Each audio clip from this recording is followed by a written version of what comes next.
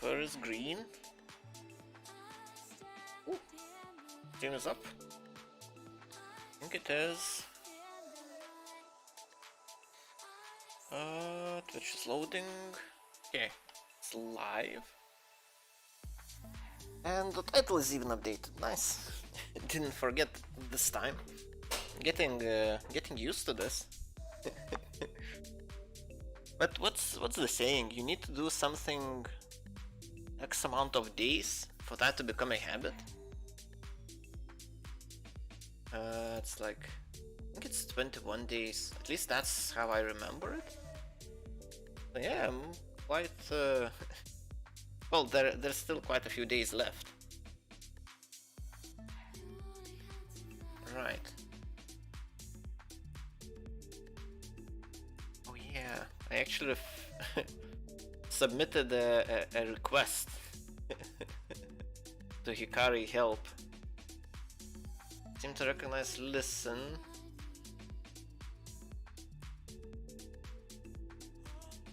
Listen, yeah.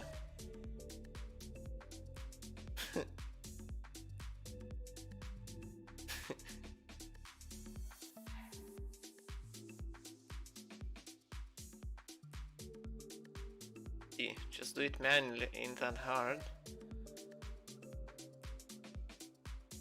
What? How can I create an authentication URL for the bot? Just like... okay, well, it doesn't really matter. Point is, I actually submitted and I got a response that I'm actually the create initial response is in the interaction. Initial response. Or just edit the message directly, okay. I guess let's try doing that. Carry. Right, so this is the event. Oh, I will use interaction. Yeah, it doesn't give me any options autocomplete. Let's check the documentation. Joy of documentation. Events, interactive event. Interaction create event. It has a couple of things. Interaction, this is what I'm after. Partial interaction. This allegedly has... oh, rolled by accident.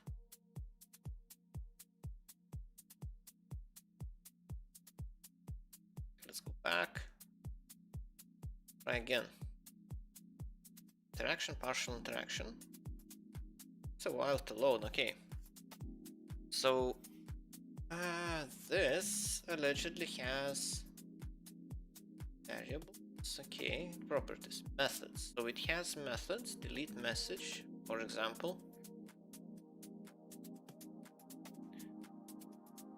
Open message in a given channel. Edit message. That's cool.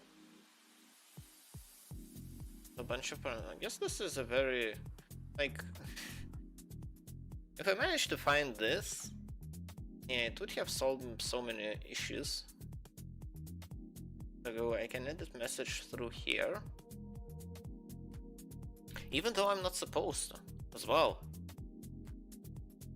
You have to create an initial interaction response. I guess you can, but for the buttons to work correctly, I actually don't use this. Looking for other methods. Fetch message. Oh, it's not here. What? Oh, where is it? Okay. The delete method. Okay, so these are just a couple of methods. Unique executable webhook.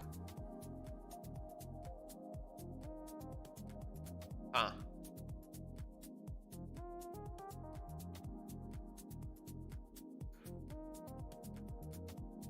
Is unique and executable webhook. Okay. Hey, welcome back. Oh yes. Okay, I'm not gonna say whatever that is in Japanese. How are you feeling? How's your throat? Normal routine? Yeah, that's great. Well, I'm doing good, I guess. Well, I've been sleeping good for a couple of days now.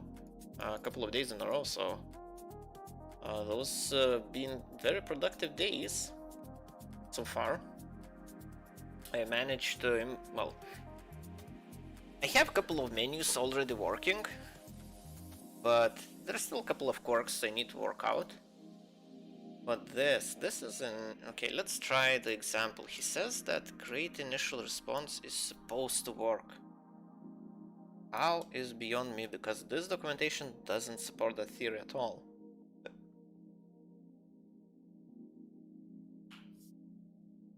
What's the progress on the project? I was happy to see lots of viewers on last stream.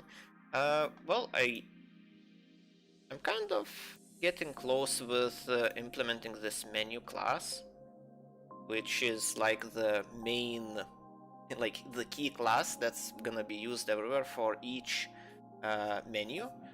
Yeah, it is getting close. It's working pretty nicely, and I can actually demonstrate it. Where's my bot? What did I change here? Yeah, I was playing with this.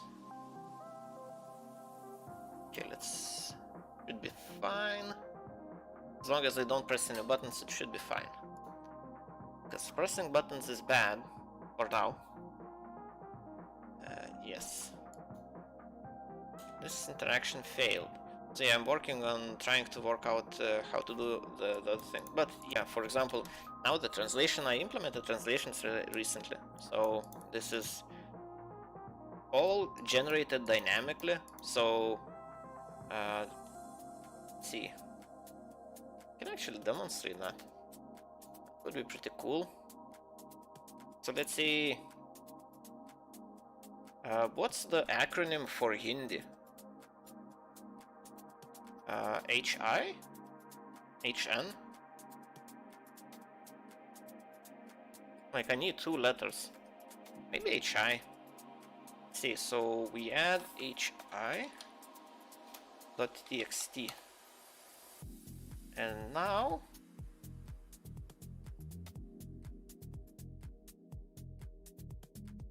my Google Translate. Google Translate to the rescue. Hindi. In Hindi. Oh, okay. Didn't expect that. Let's see. I need to remember what's the structure. Names. Yeah, that's the most important part. Take this. The translation is this. Then in the rest of the new bot, languages. Yeah, this is all I need to do to get a new language. Yeah, good vibes, yes. Language selection. Yeah, I need to translate this as well. Failed. Failed at copy pasting. Copy pasting. Every time Hindi, yes. Select your preferred language.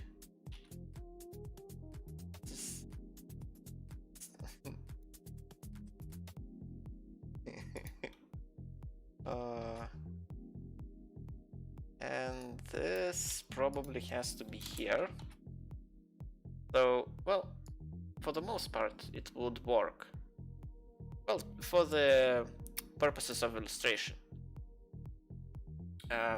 So, let's add this translation. So, would be easily spotted. So to add a new language, this is pretty much all I have to do. Like, well, I have to create a file for that language and just fill out the fields, and everything else will be done automatically. So that's where I'm at. Well, it should work. Let's see. Let's try it and see if that actually works out. Hopefully it does. I send thing. Yay, I get the squiggly lines. This looks like a drawing. It doesn't look like a letter. And so now if you go here and we have a selection for Hindi, and if you select that, well, everything is translated. So if I go back to languages, then this is the only menu that actually has the translations. When it doesn't find the, well, if the field doesn't have a translation in that language, it just returns a strike through of the keyword that it's looking for and doesn't find. But if you have a menu translated, then yeah, it's done.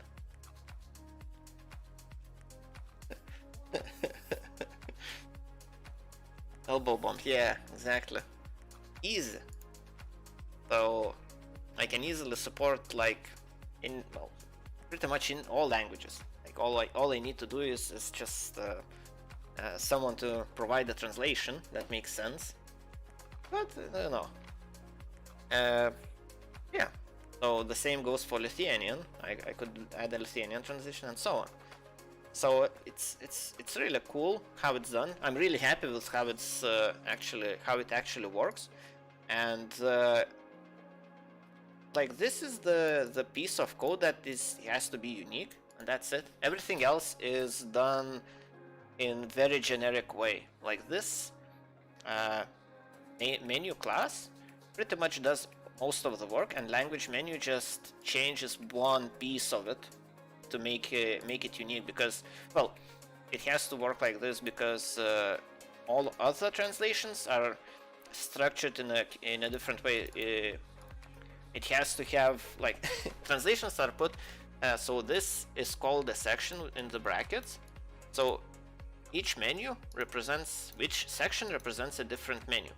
Start menu, new bot menu, list bots menu, language selection. So all of these are different menus. Well, errors and names are different, so these are global. So, well, for the most part, that's how it represents. And languages don't you don't have translations for all different languages in all languages. If that makes sense. You want to have each language has its own name, so well, doesn't really matter. It's really cool how it's done. That's all. I'm really happy how it works. So I'm really glad about that. I removed so much code. Like, this class used to be quite a bit more complicated. All right. So got simplified a lot. I got rid of a lot of stuff. Like, I cleaned up quite a bit. So I'm really happy with the progress so far. But sadly, that's pretty much it. That's pretty much all I can show, because let's change back to yeah, what I was saying. Yeah, there isn't that much that I can actually show, because I still wanna finish work on the main menu class. Then I can start implementing other menus when it has everything it needs. So now I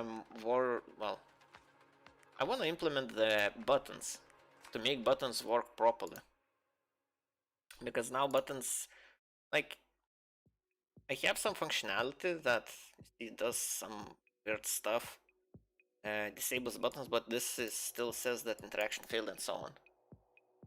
28 followers, yeah, thank you. Also, people are interested. Like, yesterday I got a very interesting an interesting thing happened. A student came on and was asking to help with Python. He got a Python assignment to write a piece of Python code, and I don't know, it was kind of fun playing with that around. So I initially, right of that, I got 2 more followers. So you know, that's pretty good, I'd say. But yeah, I'm really happy how this is coming along. I kind of would like to implement more menus, but I still need buttons, because otherwise I would have to come back to the already implemented menus and try to incorporate buttons there. So I just have a couple of menus, like I have a start menu and language menu, and that's enough for now. We're more than halfway to 50, yeah, but 50 is actually, you need to get 50 full. Well, if you want to, if you're talking about getting the, what's its name, affiliate on Twitch, it has to be over a period of 1 month. So over a period of 1 month, you have to get 50 new followers and average 3 viewers per stream. So, you know, it's not as easy as just getting to 50 followers, but you know, it's coming along. I wonder when they will announce the winners. I checked on that today, and they didn't have anything yet. They said that there are so many submissions that it will take a little while until they figure out who won the competition. But what I'm more excited about, I don't care about the affiliate. I'm sure it will be very verified slowly. Yeah, it probably will. It will take a time. But what I'm excited about is actually initiating the project. Well, to to make it with you guys. So that's what I'm excited about. Yeah, I was wondering if I should implement these buttons, try fix these buttons, or should I just go and create the GitHub repository and set everything up there. Showcase how to commit code, how to push code, how to pull, push, whatever. Twitch is pushing your content to new viewers, which is cool. Yeah, actually I noticed that I'm getting spikes of 30 to 40 new unique viewers per stream, which is cool. And people seem to like them, like well, seem to enjoy my content more or less. And people who I share the idea of making that project with the viewers, they really like that. So hopefully that takes off sooner rather than later. And yeah, even well, they said I would love to watch that type of streams. So you know, right. So getting to the point of today's stream, buttons. So allegedly this has a like. I don't want to bash that library too much, because it obviously took a lot of work to make it, but it would have put in a little bit of effort into providing some decent documentation. Like documentation is key. So now it shows me this method. Where is it? Where this? Maybe it has so many methods that it maps it to so many things. Okay, whatever. Oh, it actually maps to something. Basic interactions.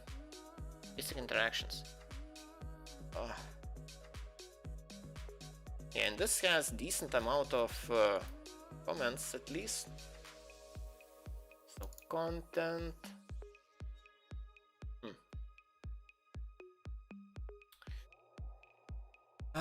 Right.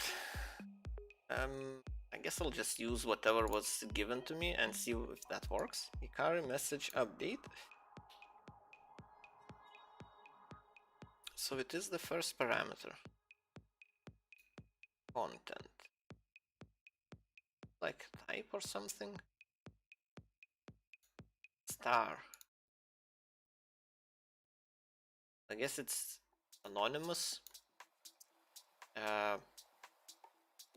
So basically if you add random values, they will be assigned here or something? Don't even know. Don't use syntax like that. Obscure Python features. Well, maybe they're not that obscure. I'm just not familiar with them. Right. Yeah, everything is by default undefined. Dimensions. Okay, warning. All of this on interaction which already has initial response will result in this raising error not found. Right. Response type. So it's either an integer or response types. Not even sure how to find. Message create. Deferred message create. What the hell is this?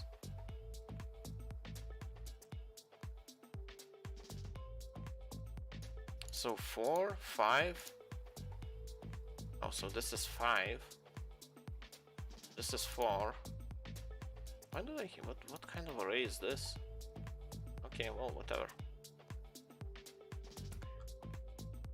Let's see. Well, the people in the know says that this is how it's supposed to work. I guess I'll just trust them. Blind trust, right? Sounds that bad.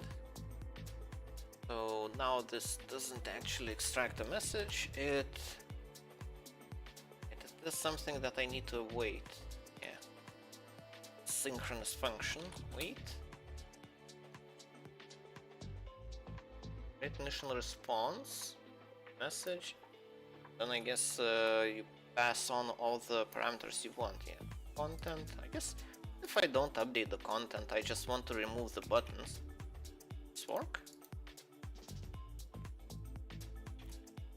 Let's see. Built-ins. None. Like this. This. And yeah, this will no longer needed. And this doesn't really matter. See what happens.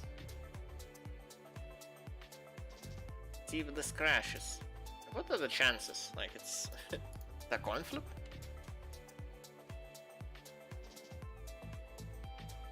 Did crash? Testicle not collection. Okay, so it has to have, well, and it can't be none. So nothing changed. Because I tried doing that before and yeah, had the same result. But now it should actually handle it, and yeah, very nice. So the idea is that I want to make buttons not clickable after a menu, like something happened. So either you enter the message or click the button. In either case, I want to make all the buttons disabled. Right, so this works. I can't clear the buttons, apparently. Even though they claim you should be able to, but yeah, Python doesn't actually allow you to do that. It says that syntax is invalid. Right. Okay, so this works. So this is like a prototype, like and to just test out the principles. All of this is fine. How can I do this? Right. Handle button. Interaction create. Can I add a list? Wait for type and type. Type.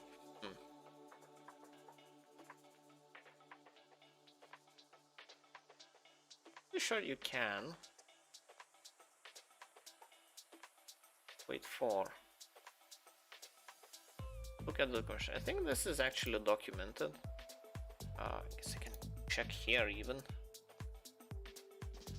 Yeah, it has a bunch of comments. Type. Okay. Oh, successor, predicate and warning.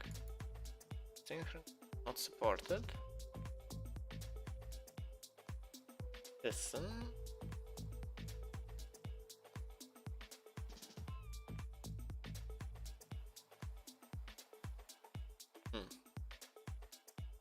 Can I just declare a listener?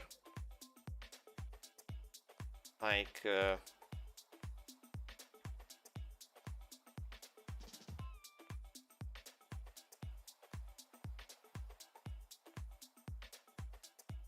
trying to think if this actually would work. Message create event, so I make the same thing, but this time it's not for message create, it's for interaction create event. Interaction create event. So this. And it accepts get the event. So all of this actually gets moved here.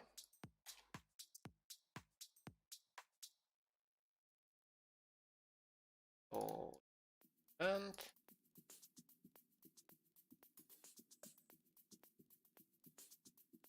Oh yeah, it needs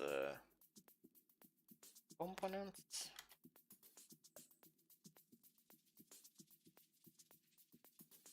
What's wrong with this? Oh, close the brackets.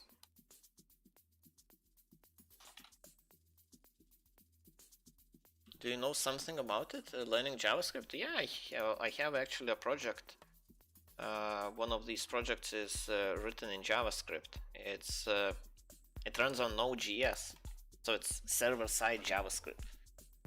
But I know plenty about JavaScript.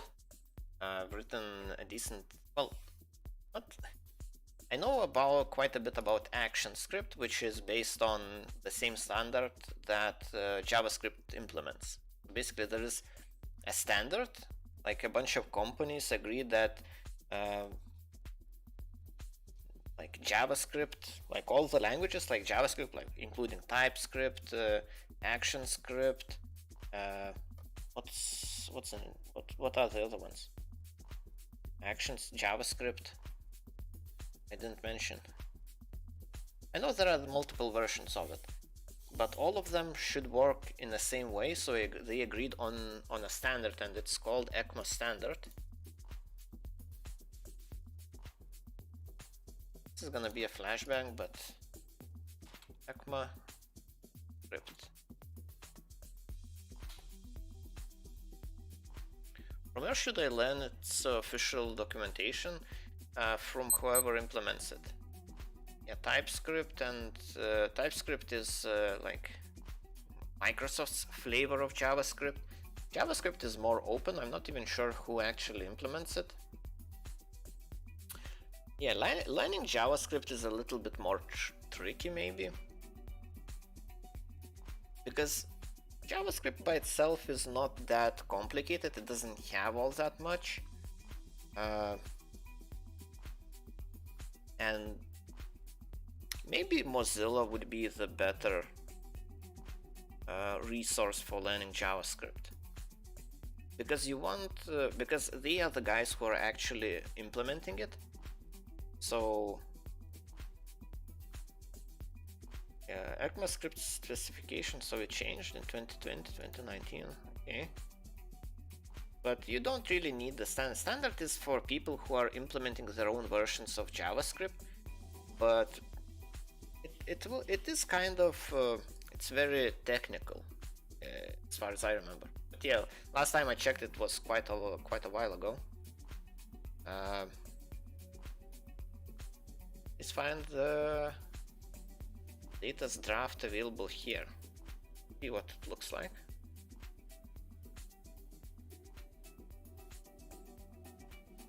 JavaScript. Let's see. So I guess, yeah, it's very overview and so on.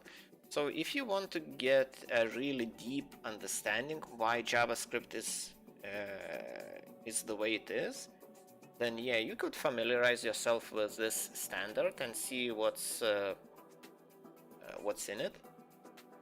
But otherwise, yeah, learning it from actual developers, because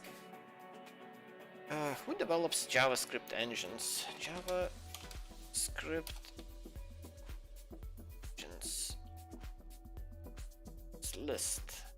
See what there's out there, because you need to look at the people who is actually V8, Chakra, Spidey Monkey. So V8. So I guess Google could be V8. I think is one that's very popular. So they should provide the Java some sort of, not even sure, because like yeah, JavaScript is kind of unique that there's basically a standard that everyone agrees on, and then like everyone implements it the way they like, pretty much. And what actually, the engine is what matters, because that's the piece of code that actually interprets that JavaScript and decides what it actually supposed to do when it gets like this piece of code. Mozilla Spider Monkey. Okay, let's see if we can find the 8 documentation. 8 documentation. Let's see how that looks. Maybe that's a valid JavaScript documentation. About V8, contributing, debugging, embedding, see checking, source code. Yeah, it looks like it's just runs on Windows 7 ports. v8.dev.doc/docs. Interesting.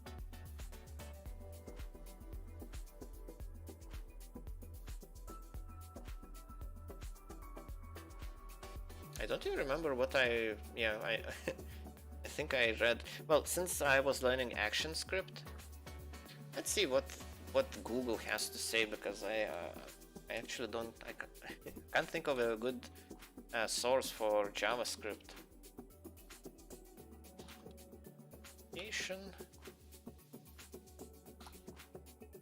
Does it actually give? Yeah, so Mozilla is the first one. That's pretty good in my opinion. DevDocs. I'm not sure. This could be run by Google. Let's see who actually makes this page. Again, we can have the copyright updated. It's Mozilla. This is run by Mozilla as well. Okay. Modern JavaScript tutorials. So yeah, there's a bunch of resources. I'm not sure about the quality of each of them. I guess you need to go try one, see if you like, if you understand what it, how it presents the concepts, if it's easy to follow and so on. If you actually get what you expect from it, then if you don't, you can move on and find something else. Have a doc, JavaScript doc. .app. Serious, you know it's serious when it ends with .app. 2017, so this looks a little bit worse for wear. Probably wouldn't use this one. Yeah. So this looks kind of dated. So I guess just Mozilla one. Mozilla is kind of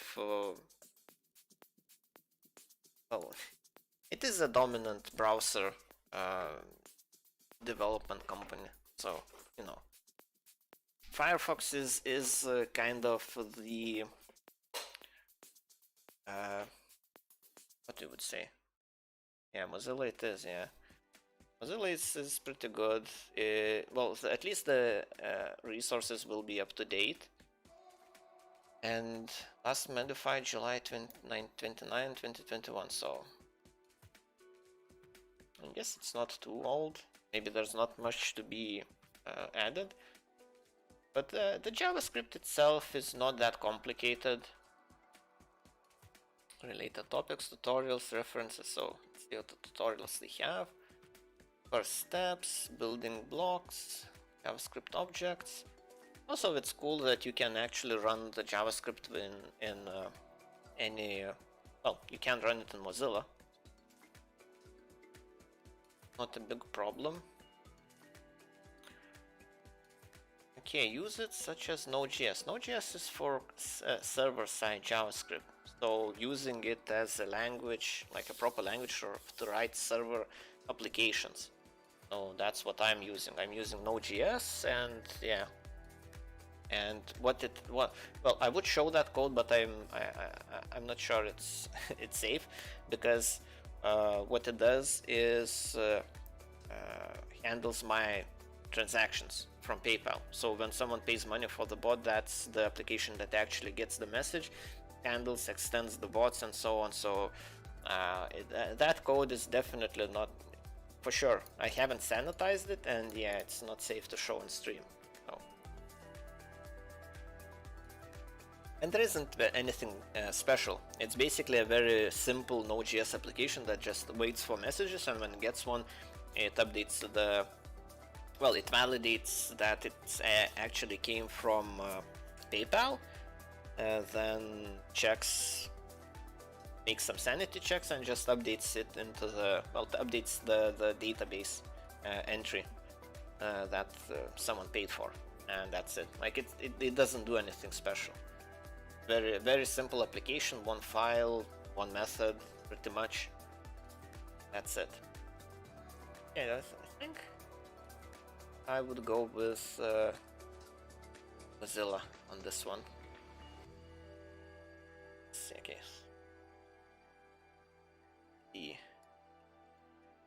Yeah, this would work on message. I guess it doesn't like that I have another on button. Let's go.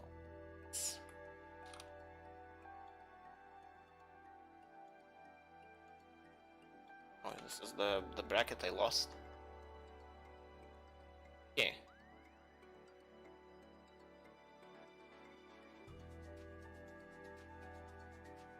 Let's see.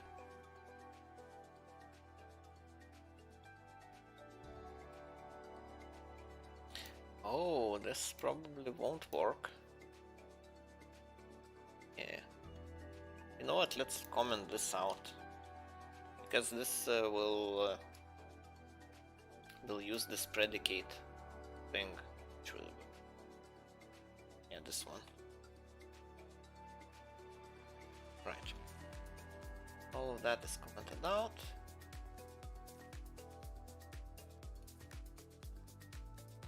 So if it all works correctly, I should get, yeah, the buttons get disabled. Ooh, that's cool. I don't need these predicates and crap like that. Could I ask for some help though? I kind of need someone else. Oh, do you think other people don't have access to it? Does it actually care who messages? I remember having that in test mode. Check. So if the author, okay, is a bot, it ignores a message and ignores messages in public channel. But yeah, now this is not even possible because it checks DM messages. Okay.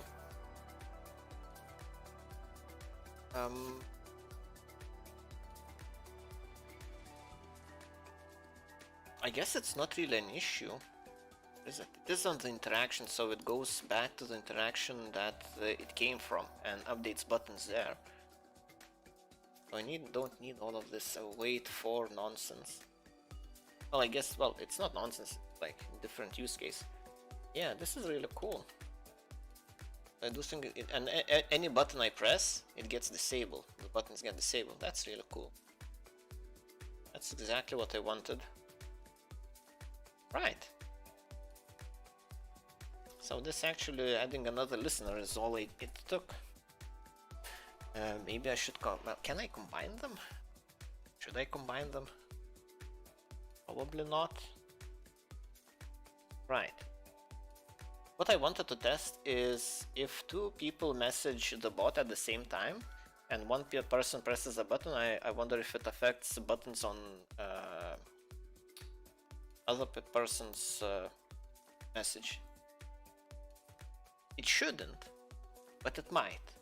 So, well, just as a sanity check, but yeah, it's not really possible. I don't think it's visible. Did I make it visible though? The permissions. Right, I guess. My Discord settings. Not sure that actually matters. How did I do this? I remember setting permissions so the bot, I made sure that the bot is not actually visible.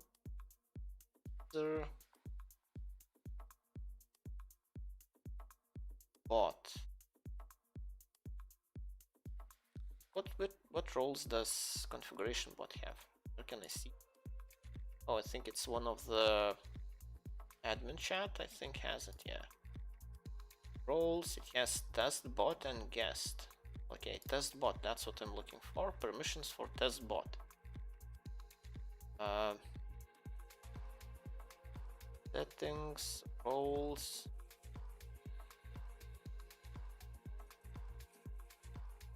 Test bot. Bot.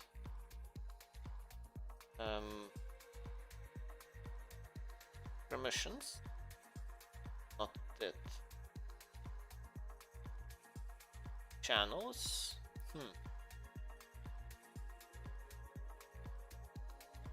They exclusively ban it from here or what?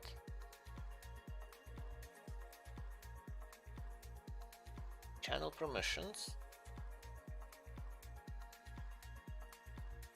Okay, I added testbot. Okay, so I need to add testbot, I guess. By default, if you don't have any role, I guess you can't see it. Okay, let's let's add testbot. Add it. Can I move it up? Guess I can't. Okay, view channel. It changes. Okay, let's see if he actually shows up now. General somewhere. Yes. How can I actually filter? Can I find someone in the list?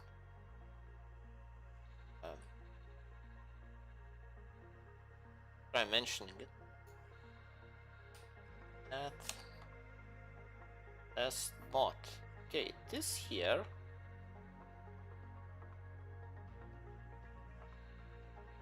It must be somewhere in the list.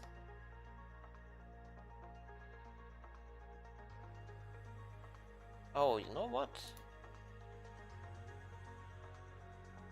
It's not about this. I need to edit roles. I think it's in the role setting. That this role has to be like this because bot is so. Oh, is this where I make the hierarchy of roles? Damn, Discord became so complicated. So Sinner is like the lowest role, and the guest is above that. 2600?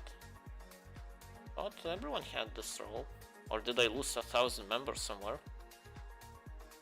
It's possible. Yeah.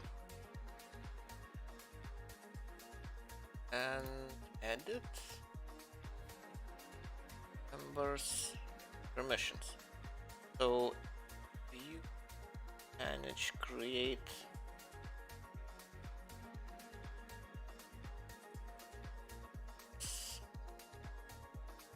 manage. Start the speaker, mute all members. It. Because there's definitely a thing where you can say that this role has to be showed separately. It has to be here, like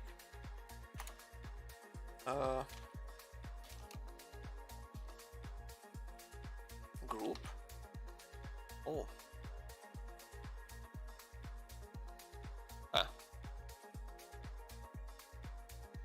Oh, I guess I just don't know. Okay. But you can try messaging it now. See if it replies. Now, if you hear, if you could go on Discord and click on it and just message it something like this. It would reply with this. Well, not this exactly. It would probably. Oh, the buttons, like, they're not such a nice addition. Oh yeah. So you can only pick language, okay? So Russian is translated and English. Other languages are not translated pretty much. Yeah, I need to add Hindi. All the rest of the languages for language menu. Oh, whatever. Not really. I don't think I'll be actually translating it to Hindi. I don't think Albion has a significant Indian player population. Well, maybe it does, but not sure about Hindi. If they would use Hindi, I think they will there. If they are there. Oh, actually, there are some Indian players. Yeah. I remember interacting with them a little bit from time, well, at times. Right. So this is actually really cool that I can do it like this. Right. So what do I actually need when I get a button press?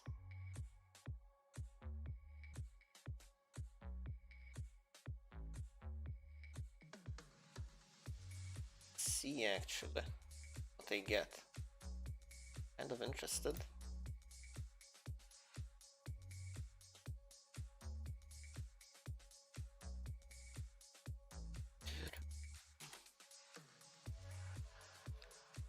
Button press and see what do we get with the event. The event has interaction. I guess this is the most important part. I get the message.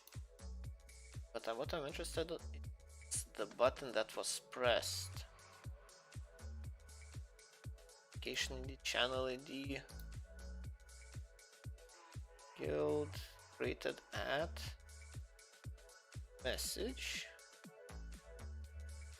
components, and then it has buttons.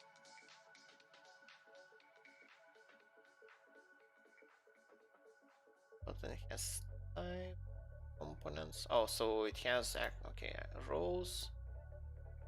Okay, take care. Well, I care that I get the list. That's cool and all. But I actually need to know button pressed. Button was pressed.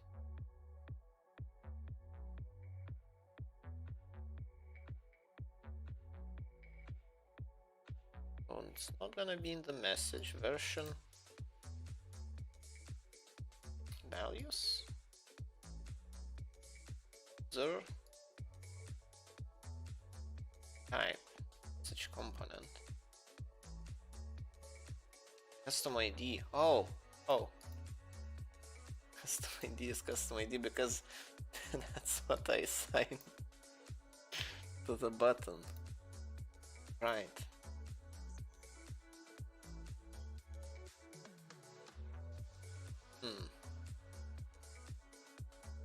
I wonder if this actually, if this could be manipulated. Let's see.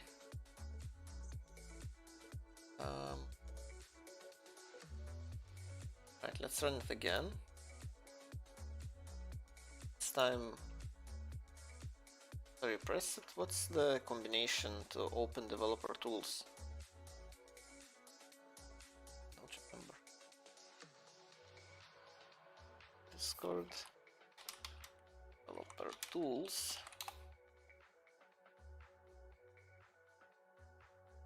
Control Shift I. Yeah, sounds about right. So if I do Control Shift I, then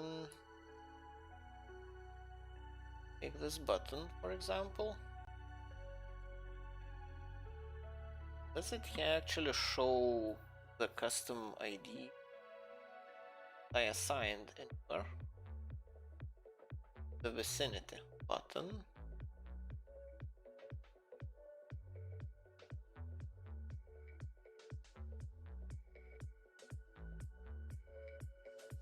Book fill button. Actually, I don't see it. Role type class. Ah. X.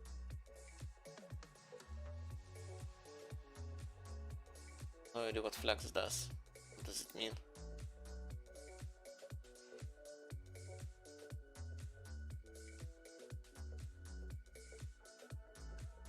So this is entire message accessories, and it has one component that has one button.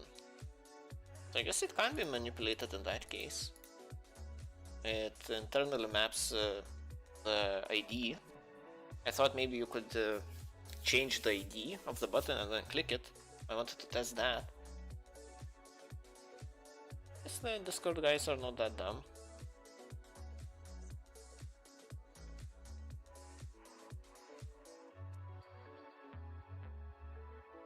What's the difference between the other button and this button? So this is the container. This is the button. All button type button. Component. Button. Name. This is the same. Oh. Color red. Oh, color green. So okay, this is the same. Size is the same. Grow. That's all the same. What?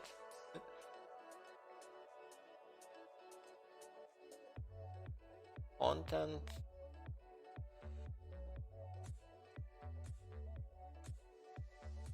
Area hidden. Oh, that's two. So this is the text. Okay. How about let's do test. And now press it.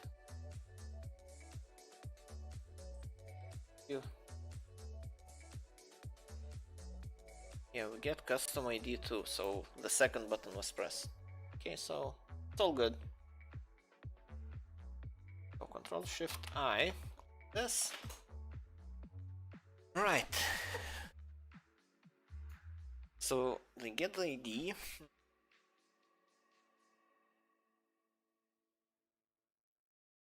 Right. So how to incorporate this into menu now?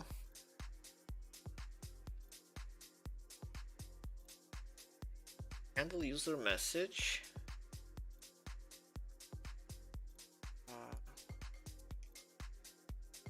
This.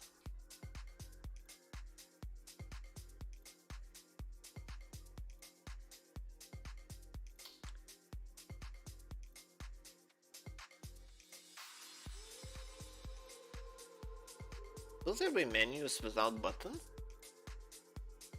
I think at the very least you will have a cancel button. Even if you're just asked, well, if you open a menu where you're just supposed to enter like some text. Like there isn't much to show there, but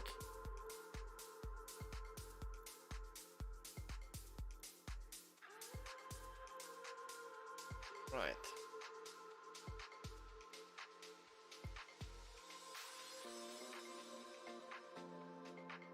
I haven't actually thought about this. How to actually do it. What would be more convenient, if anything?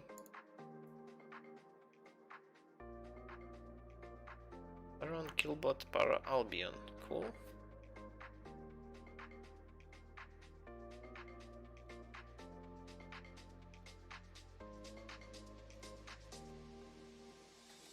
Let's throw him this.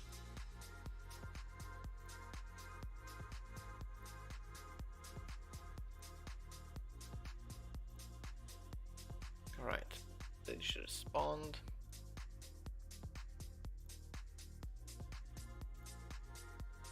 Build ID. Right, so buttons.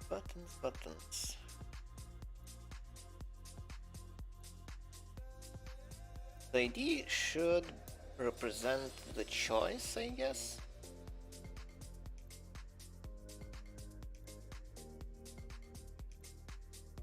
But not all buttons will correspond to a menu choice. Okay, do I get the type of the button? Well, I imagine I do. Otherwise, it wouldn't make all that much sense. It actually works on all messages. So I get custom ID.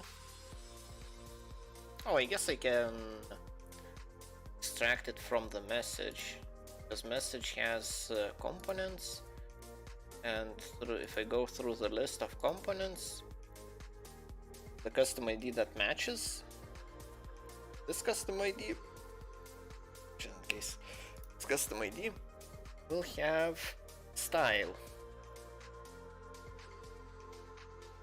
Should I rely on things like that? Probably not. That's probably a bad idea. Then I'm hard coding in that I will be able to use only certain buttons or certain functions. So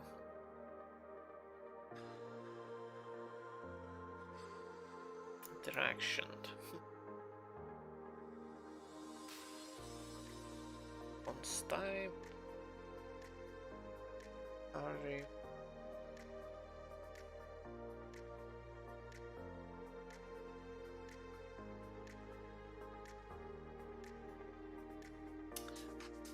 So the thing that it's a little bit annoying.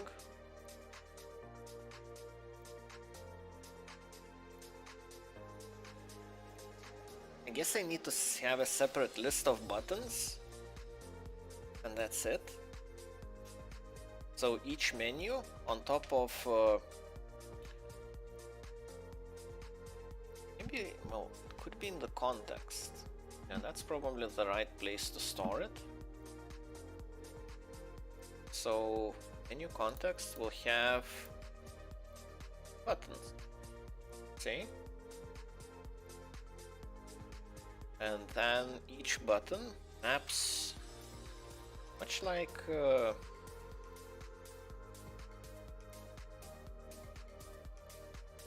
I need. Okay, so I will need button function mappings. So like menu item handlers, I will have to have menu button handlers. Will be a dictionary that maps IDs to the functions that will be called, and for certain things they will be overlapping, which is a little bit annoying, which means that you will have to have, if there is a menu item that can be selected by entering a number and selected by pressing a button, so they will have entries in both of these dictionaries. And on top of that, if both of them need some parameters to be passed along, they will have to have variables. Yeah, menu item variables, so it will be menu button variables dictionary. So I get 2 new dictionaries, and so this is how I interact with them. So now how do I create them? I guess that would be a good start. So when I initiate a menu, well, each menu will have them, so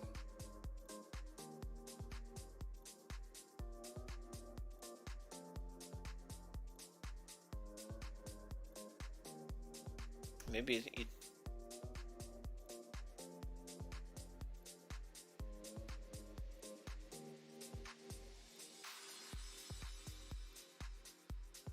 how did this handle it? So I think it replaces the buttons, yeah, so response update, so updates message by adding component. So I guess it will be the same way. So I need a reference to the method that creates those buttons. So this will have to be provided to the menu while creating menu.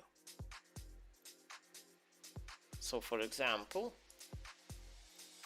when I initialize my start menu, like this is start menu, I will have to have accept a new variable that will be used by all menus. So it would be menu ID, user ID, messages, then buttons, and then context. So it will be a new variable called buttons. Button factory, I guess that's the... Well, factory is something different. Shouldn't use that term loosely like this, but it kinda is.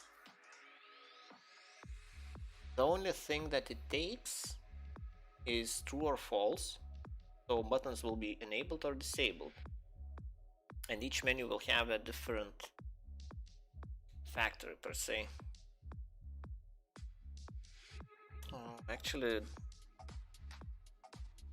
this will work with just because some of the buttons will have to be aware of what's in the menu.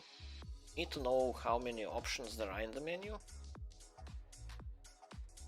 Yeah, to know how many buttons to add or options in the menu. Maybe that part can be automated.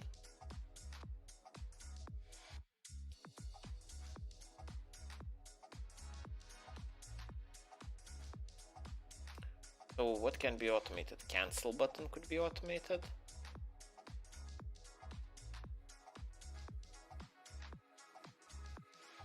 Back, maybe. Unless you're in the main menu.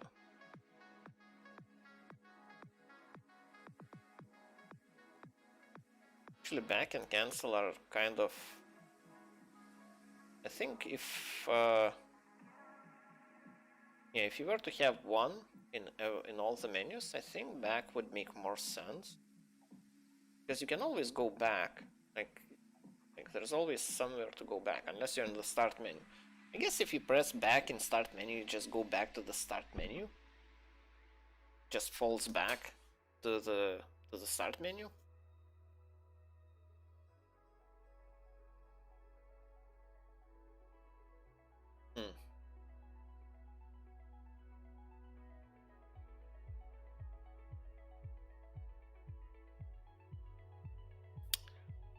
Right, back.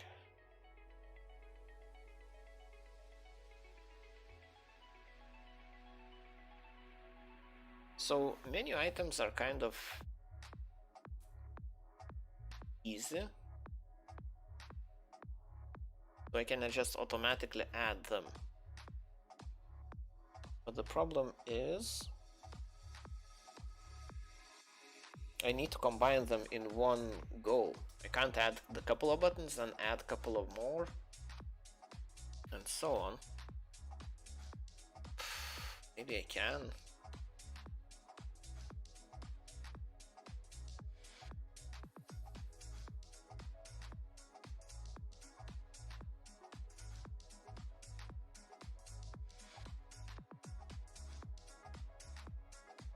Custom buttons, maybe.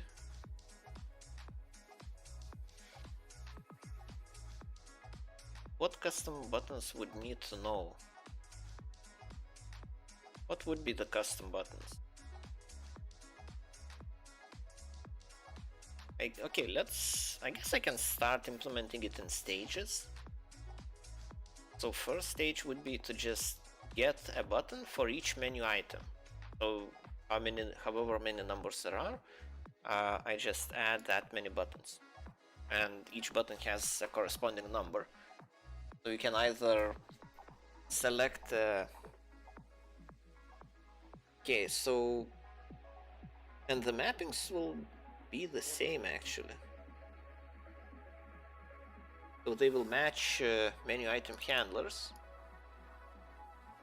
Right.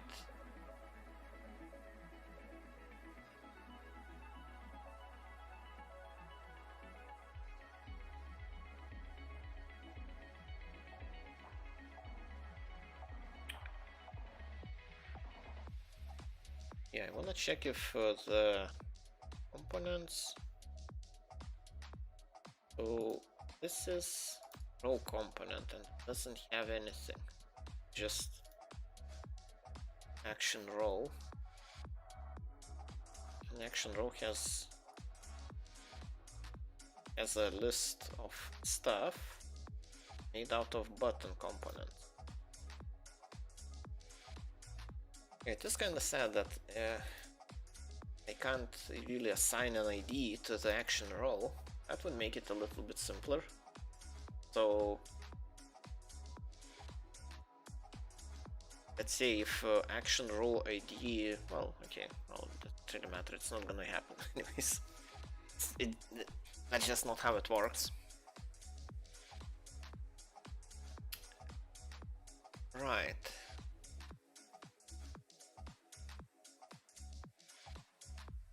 I guess I can just implement the standard buttons for now.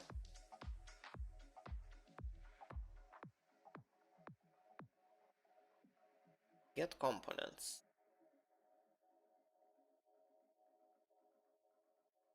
Yeah, these buttons don't even need a translation. They just have numbers on them. I guess in certain languages the numbers are like what, we use Arabic numbers? I don't even know. I don't remember. Numerals, I mean. I think we use Arabic ones. And the only different ones are... Well, I know there are Roman numerals, but I'm pretty sure we use Arabic numerals. Types of numerals.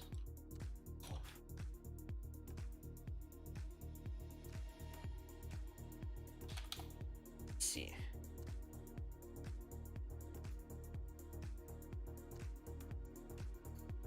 Numeral system. Weight. This is not what I was looking for. Not the numerals I was looking for. Number system. Number systems is a different thing. This is what I'm looking at. Like, this is what I'm... Numeral system. Babylonian numbers. This. Units. Okay, this is not.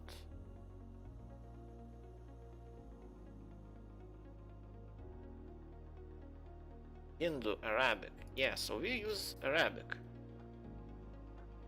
Or Eastern Arabic one. Nice dog. Chinese.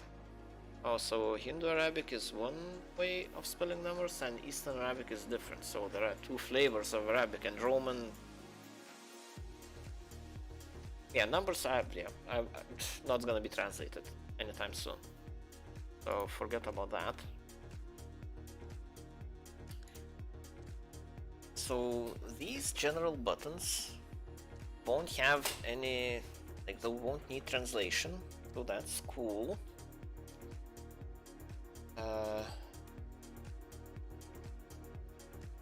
What else?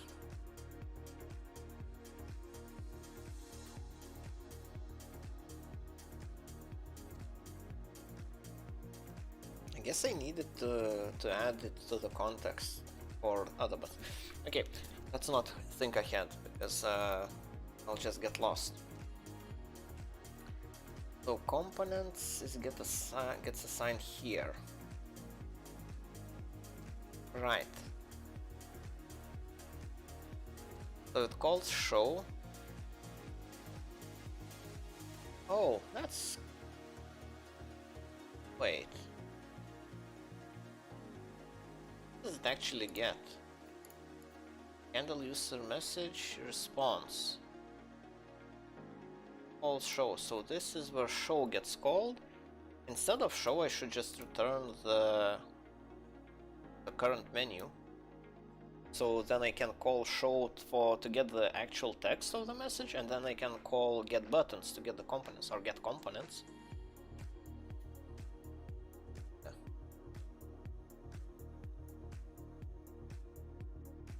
There is get components, so this becomes not an internal method, actually component. Call them what it is, get buttons. And where was it? This one no longer called here. So get buttons. Get the initialization of buttons. Test method. Test buttons. This one. Oh, it has to have false or true. That's gonna work out, hopefully. And disabled or false.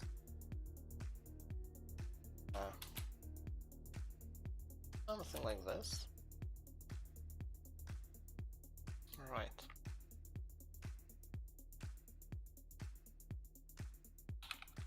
Okay. Client. Oh, it needs client to do that. I guess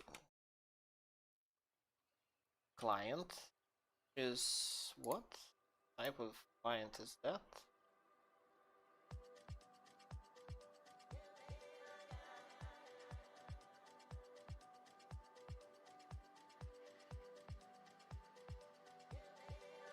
Curry gateway bot. Curry gateway bot client. Curry. I think I need to import it. I don't think I use it anywhere in the menu.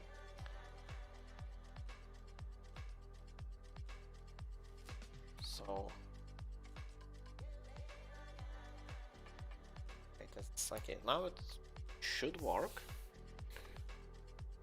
Now the question is how the rows, like there is an interesting limitation, you can only have 5 buttons in one row, which is, I guess, that's how it is. Well, first let's just do it for the start menu. Start menu just has 3 options, so it doesn't really matter all that much.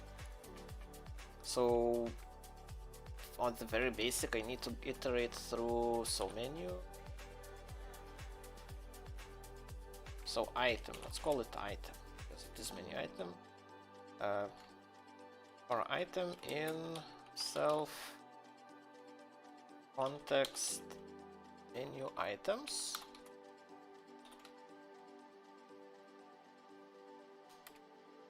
So for each row, oh yeah, I need to initialize row. Action row, almost like this. So action row, add button. So for each item I call add button. That's action row. This. Something like this, at least. So menu item.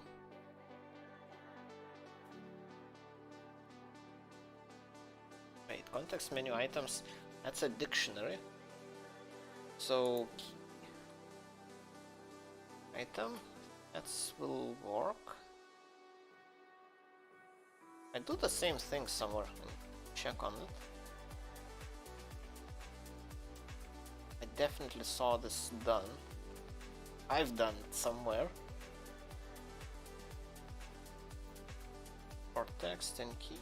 I guess I can do it this way, but this is a little bit clumsy. It'd be a lot nicer if I can just declare both. Oh yeah, there it is. Key menu, so items. I need to call items on the dictionary. Okay. Set items. Items. So then I have key and item itself. Well, both of them are strings, so custom ID will correspond to the key, and the text will correspond to the key as well.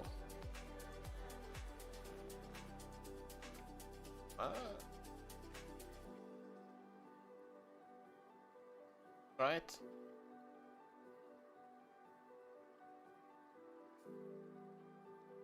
Hopefully it is.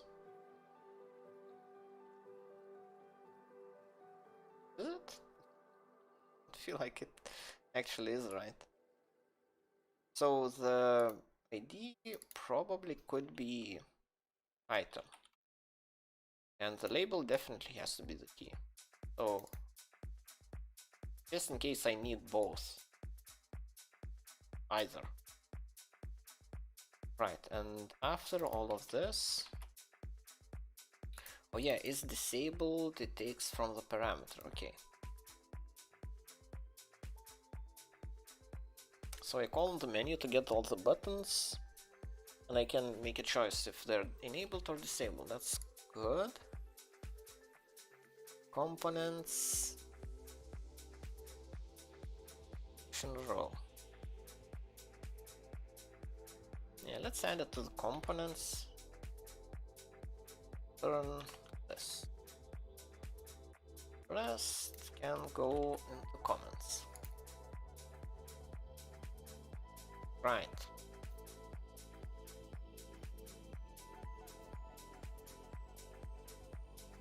So in theory, okay, get buttons. Now I need to modify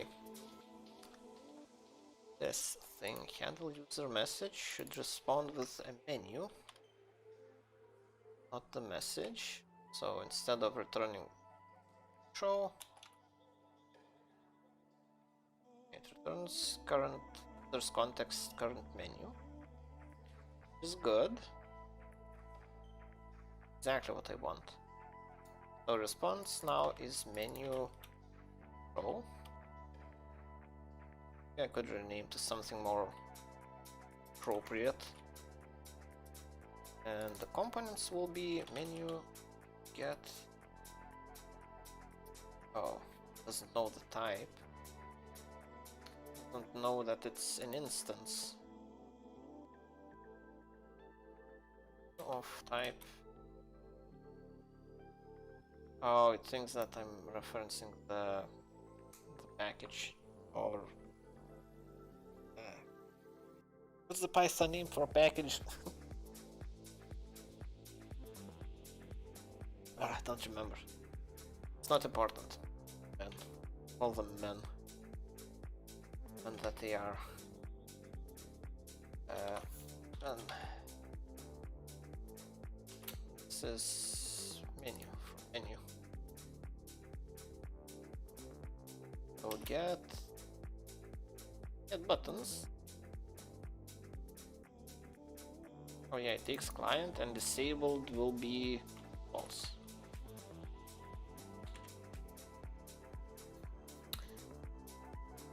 Right. So in theory, this will work. How true the theory is. Select resources to be saved in it.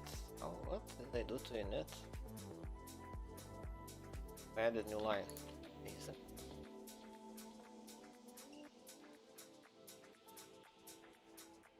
Okay. Hey, you have buttons. Press a button, it actually gets handled. Take a look.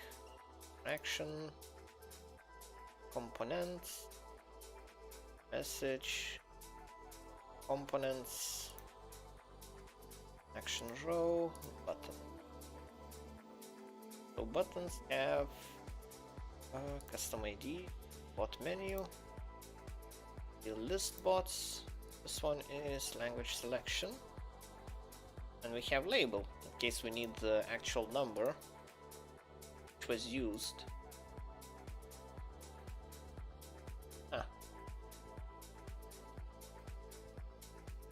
I guess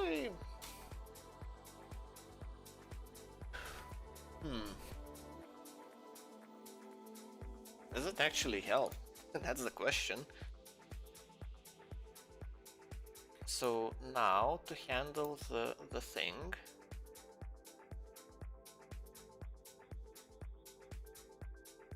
handle user message. So get user context, handle input. So menus, so it takes the message. So what it does, it takes the text message, item variable, post menu item handler, using the text. So it's actually, menu item handlers are mapped by text. And just the menu ID is actually just used for translations and, well, for getting labels.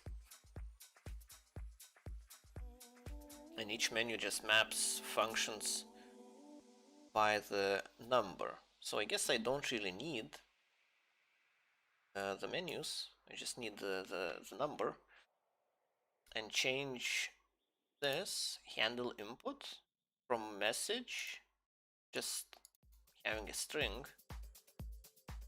So I wouldn't, so before I call this, it was Control Shift H.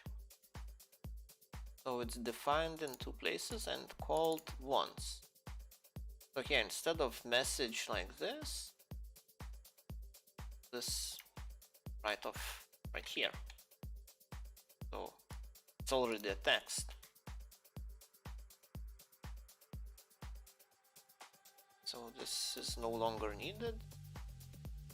It becomes text itself. Right. So what that gives me, what's the benefit, is handle reactions. Also, I was trying to implement the similar functionality through reactions, because you can add reactions, like there are reactions, let's see, one. Oh no, it's actually one, like this. So yeah, I was thinking about adding a bunch of like 1 and 2, so on, and you can add a bunch of buttons like that to interact with. But yeah, this is a lot nicer. I wish this button wasn't as wide though. They shrink. Can't really make it any less wide, or the thinner. Narrower, yes, that's the word I was looking for. Right. So the buttons work like that for now. So when I actually handle the button, get buttons, yeah, this is longer. Bye. Long as well as all of the comments. Oh no, actually.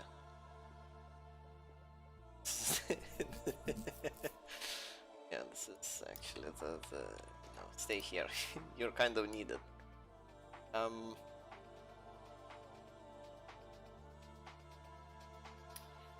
Right. Okay, so this can be done easily, but what about the custom buttons? Cancel and back. I guess I'll change this implementation when it comes to that. Yeah, the start menu should have well, I just don't add menu item.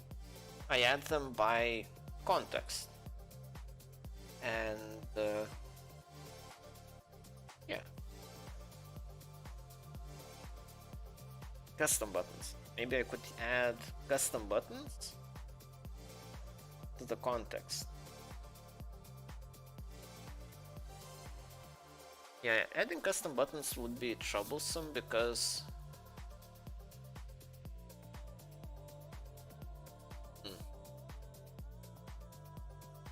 well, it would be troublesome.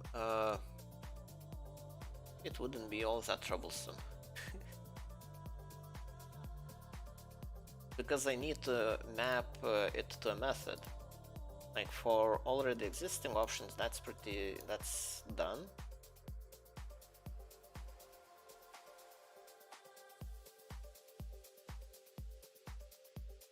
Yeah, maybe I'm being a bit too ambitious with all back button everywhere. Because then I would have to define it in all the menus.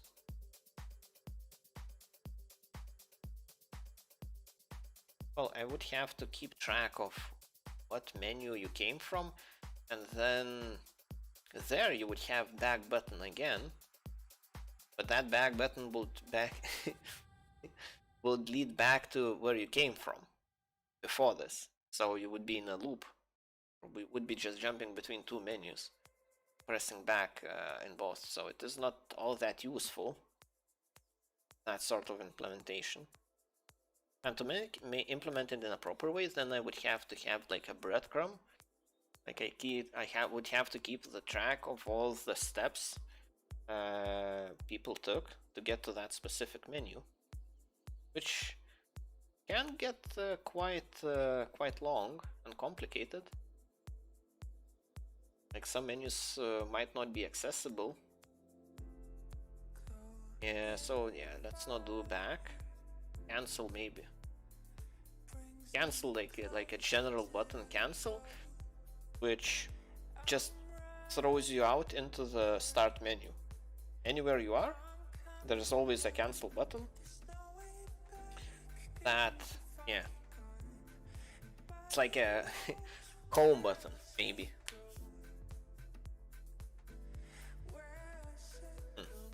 Yeah, okay, that could work.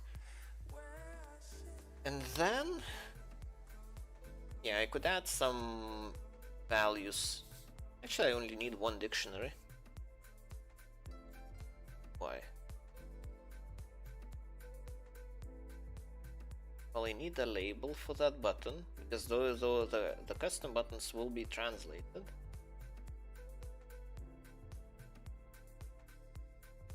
Well, I guess cancel will be global. That's not really a problem. Okay. Okay, I kind of have a solution in my mind now. 2 hours already. Well, it haven't been full 2 hours because I started late. I think I can manage to wrap up in an hour.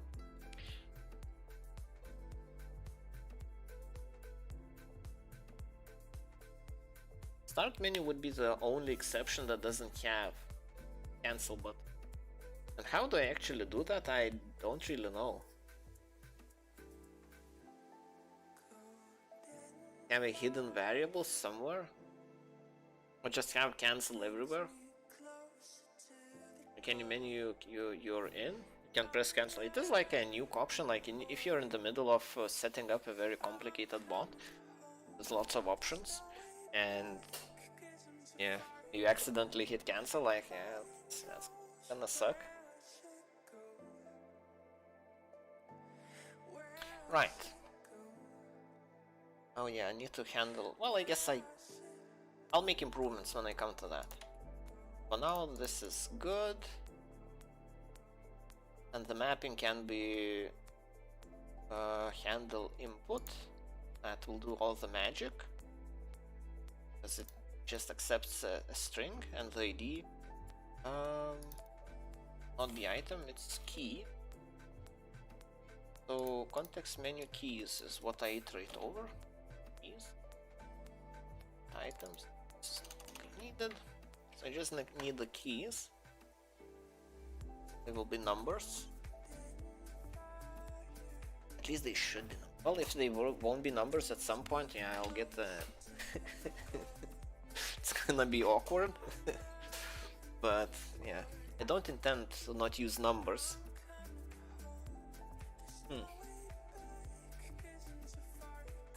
And the handling. Handling is very simple. So handle messages.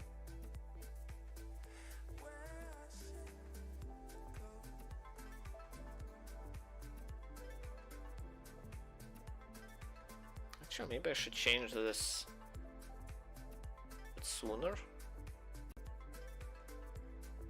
Author ID and message author. Okay, it gets the context. It's first of all it checks. I won't need to do the checks. Singleton for some reason is initiated here. Oh, it checks for the configuration changes. Okay, that's fair. The context.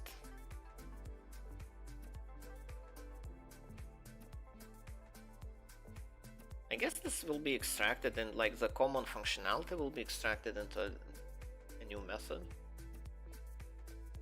Then send response. The only difference is that when you press the button, I guess there isn't even a difference. The previous message will have to have buttons disabled.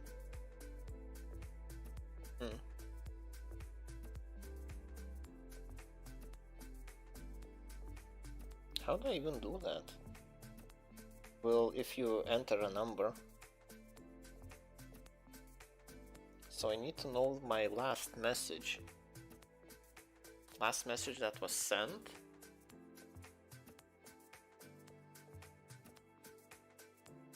I think respond returns something.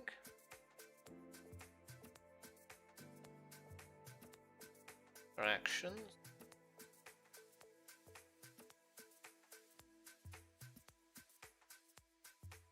Oh, so yeah. Does it have a return type? It returns message.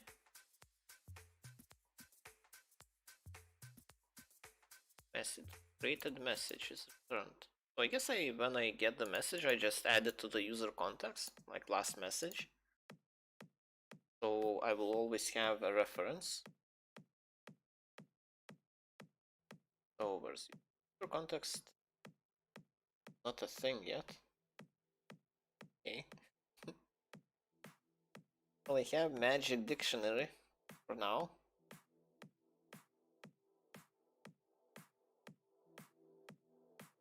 Yeah, that has to go. I guess that's the next thing to go. The magic user context dictionary.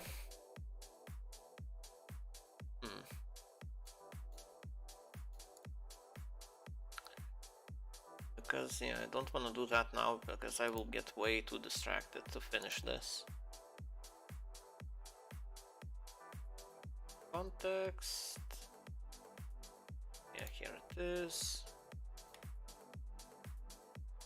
The context add magic Indian.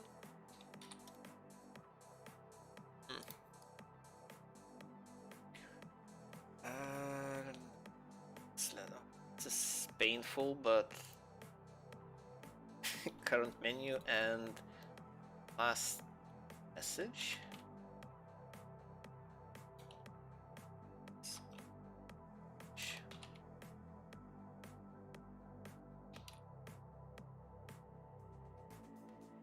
Very. However, these will be removed anyway, so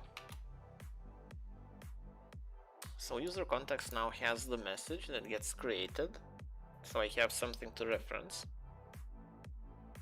The only time it won't have last message is when you message for the first time, so whenever I do that I need to keep in mind that it will interact with it. Might be nothing, might be not set.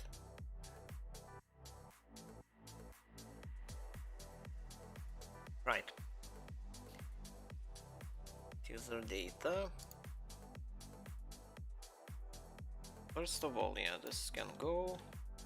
Also can go. What is this? Action. Oh yeah. Another example for the prototype. This is longer needed. As well as this. Test buttons. It's gone. No more test buttons. One button. Yeah. Now. Yeah. So when I press a button, now I get to use the magic context.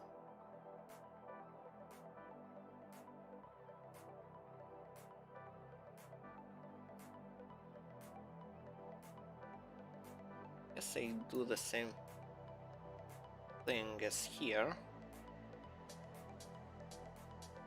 I guess I need to get the message. Oh no, the message comes from the event itself. So event message.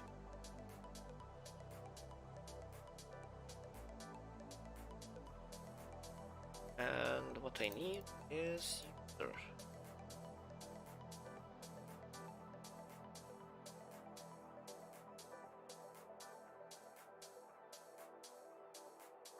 Right. Guess that's what it starts. It starts with disabling the button. Well, all buttons. Oh no, actually I need the user context first to get to the menu.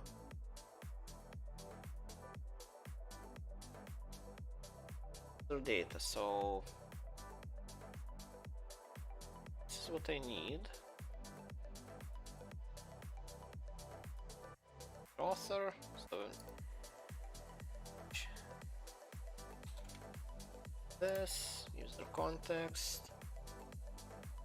Components is actually context. Last menu. Current menu.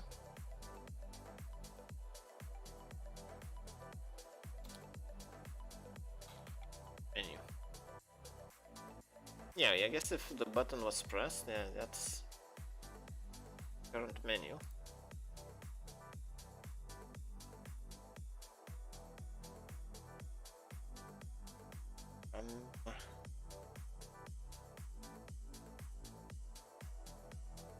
Have my channel in the description.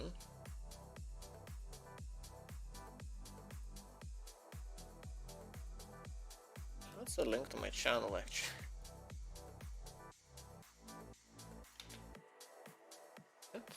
Yeah.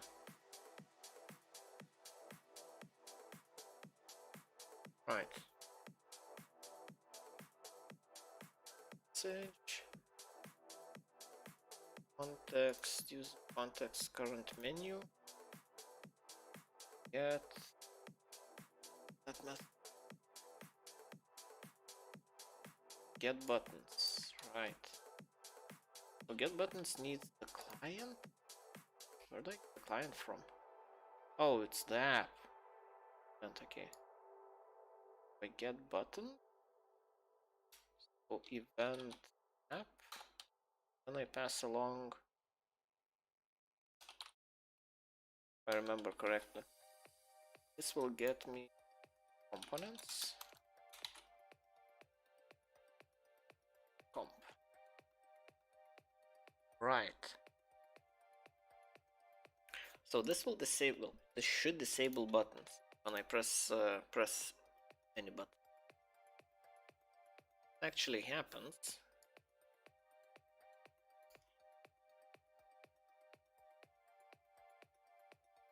Buttons got disabled.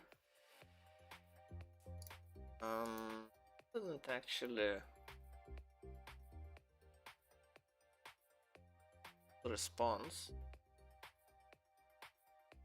Did interaction fail? Oh, the buttons are not disabled? Oh, what's happening here? And interaction create event object has no attribute message. Does it have that? I definitely remember it having message somewhere. Okay. Safe to use. Right. It's fine. Take a look at the event. It has interaction. Oh, interaction has the message. The event interaction message. This is gonna be it. Well, this should be it. I guess I can run. So yeah, so boy, it doesn't work again. One required positional argument, SQL1. Because this is get user data. Complaining about something.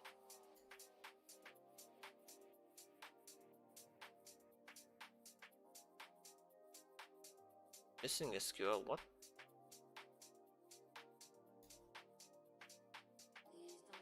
Get new user. I'm getting new user. Oh. What?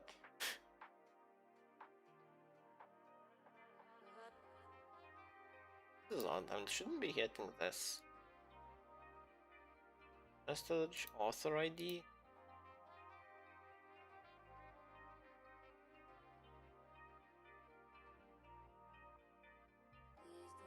Wait, one of this value is not set.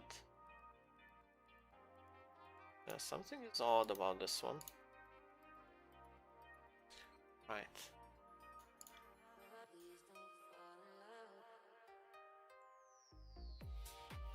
Press the button. Let's take a look. What does the actual message has? Component. Oh, this message already extracted. Okay. Author. That's config, but oh, the author is wrong. That sucks. Why does the author? Oh, because okay, I need. Okay, it doesn't. I can't use this one. I have to use interaction and then user. Yeah. I'm dumb. I'm dumb with extra stupid. Get user data instead of message author. I use interaction user. It has ID and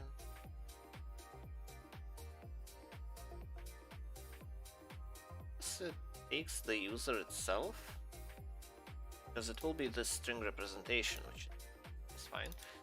Okay. But why it was missing arguments? I guess I have no idea. So interaction and user. And interaction user.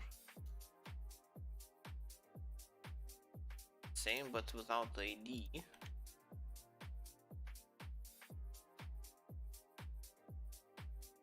So it was no longer. Don't really even use the message. Once message.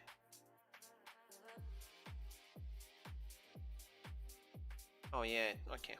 It's all done auto-magically. Right. So now this works. Well, let's see. Let's check their ID.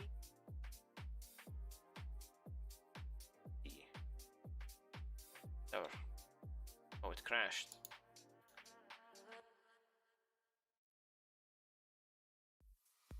Blah blah. Ported operated type.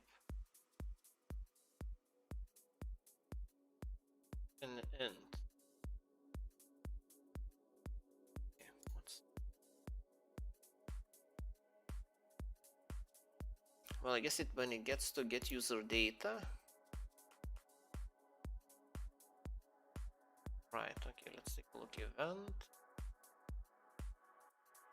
Interaction. User ID. Snowflake. Okay. Oh, it casts a string, so it will be. Will actually be trying to do that. No, it will actually be a string, normal string. That's good. What about this?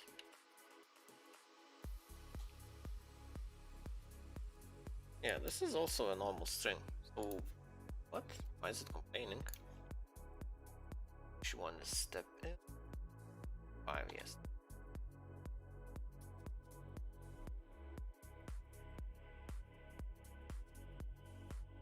Okay, out. Not what I meant.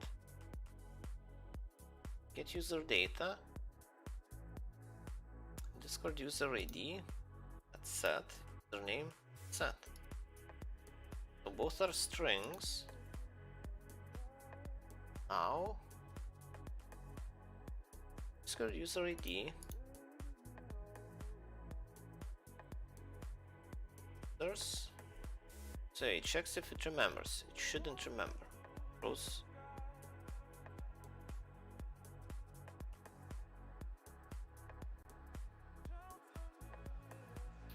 Okay, let's try again. Users, global users.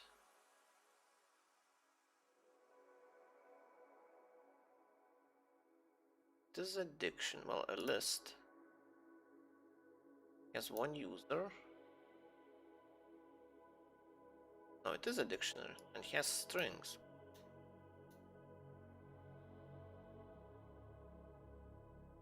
Okay.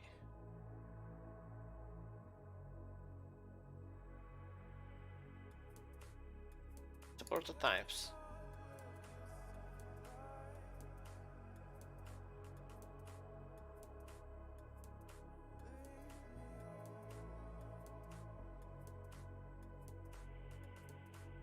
Support the types.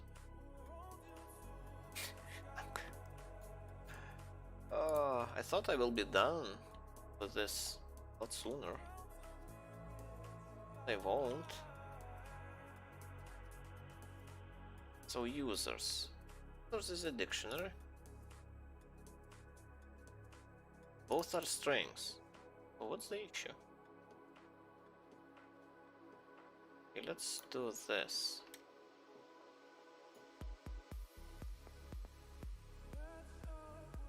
Current context. Oh. Doesn't like it. Third user ID. Oh no, it actually got the user. It's referencing this. Oh, current context, okay. Current menu has menu object saved. Here's everything you would want. Language Russian. All the things are here. Oh, last message. Last message.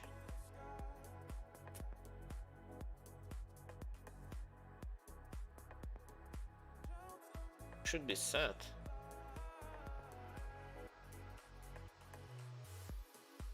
Last message. Okay. Check last message. Dot last. Oh no. It's magic labels. Last message. Oh. Oh, this is so dumb. This is why you shouldn't use these things.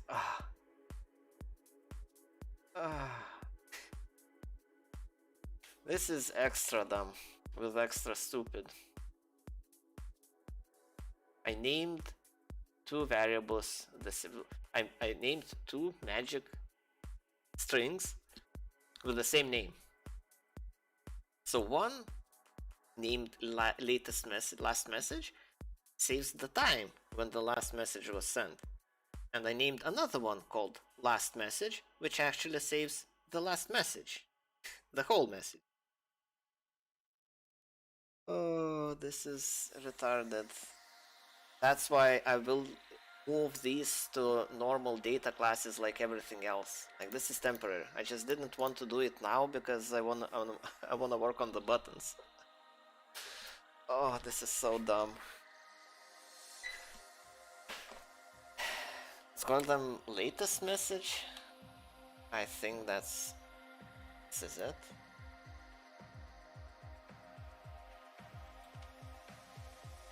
Dumb with extra dumbness. Buttons get disabled and nothing works. Oh, more or less. Okay, so I can continue on with the actual implementation.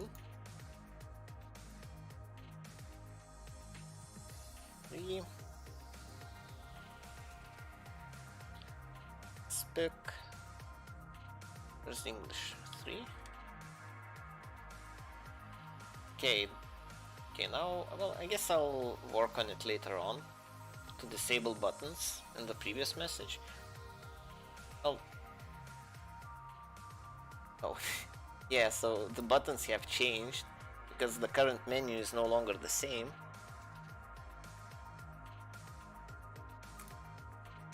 Excellent.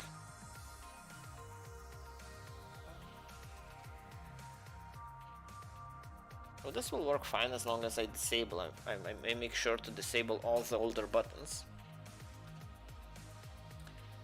Right. So handle input menu. So right, handling.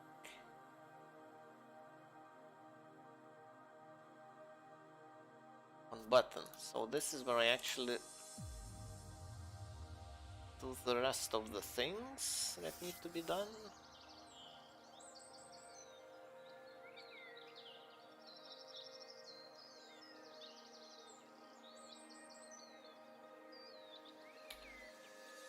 A little annoying. I guess it. Well, in this case, I have a message. So when I send response, just when I get it.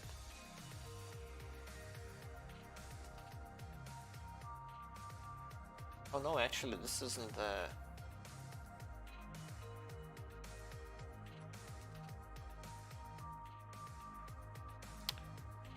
Interaction, create initial response. So this is for the buttons. This only works for the buttons. When I get a message, checks config. When I get the user,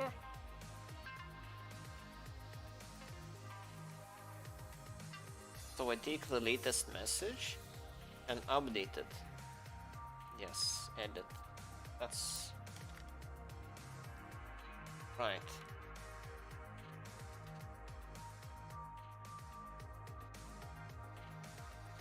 I do save all the, or I don't save the message actually. Oh, I do save the message. Yeah, it is here. So next time I use it, the context message, then I can update or edit. Actually, I have done it before. Said it's not the proper way, but it works. It works. Right, edit. Right. Very simple, actually.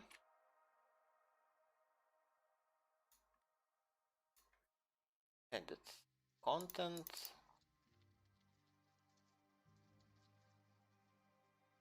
Can I not set content? make components, and components will be context current menu. Handle, yeah, before I handle user message. So current menu is still the old menu, the previous menu. Get buttons and disabled to. But first, if last message their context. Something.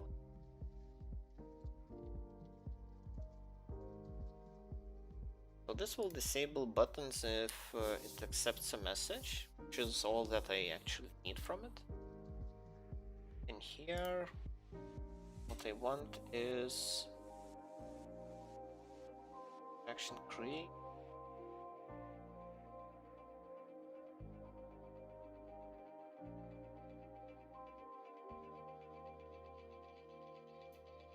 So handle this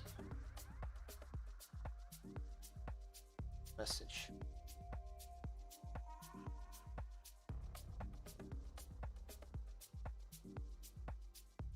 This is pretty much the same. So all it needs user context, message, and that's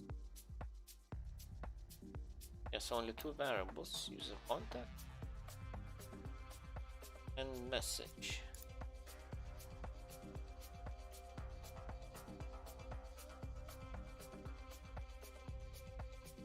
Respond.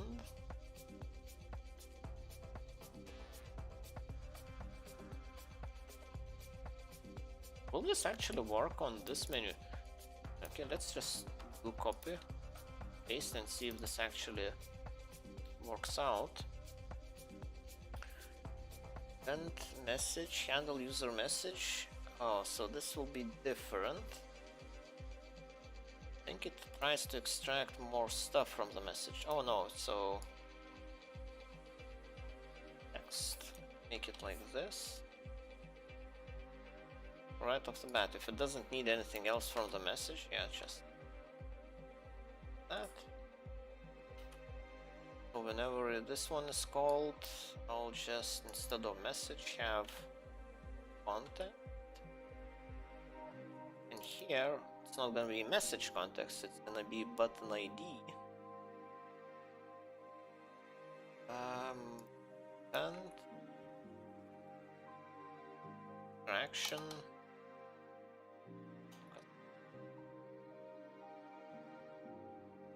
That's what it was. Then event message. Oh, interaction has message. Interaction message. Bond. Right.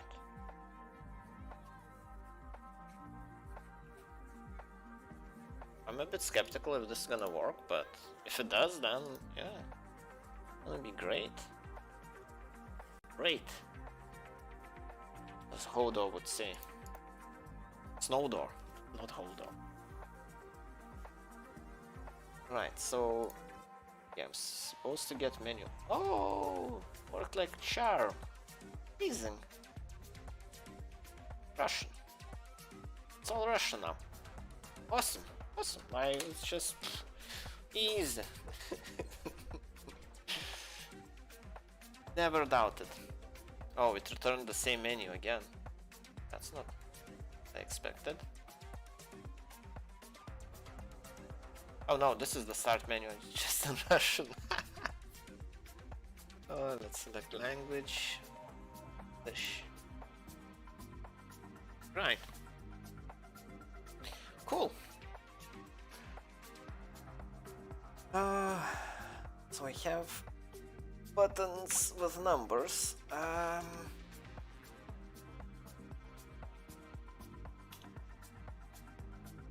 Oh no, cancel button. Cancel button just does the same thing in all the menus. So I guess it's an easy way to implement it. Okay, I don't like green. These buttons shouldn't be green. They should be gray. Where is it? Menu. Get buttons. Button style.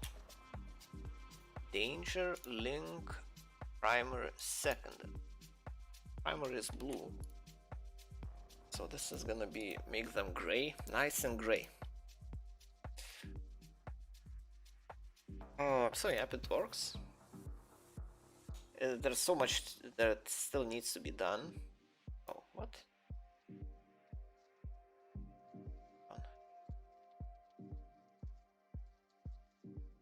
Port menu.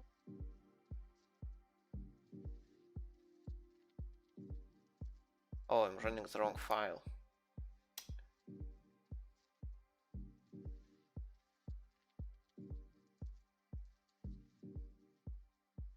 Yeah, nice and gray. I wish they were smaller though. Oh well. Oh, I guess for now on the language selection menu works. At least it gives something to click around and see if the general menu functionality works.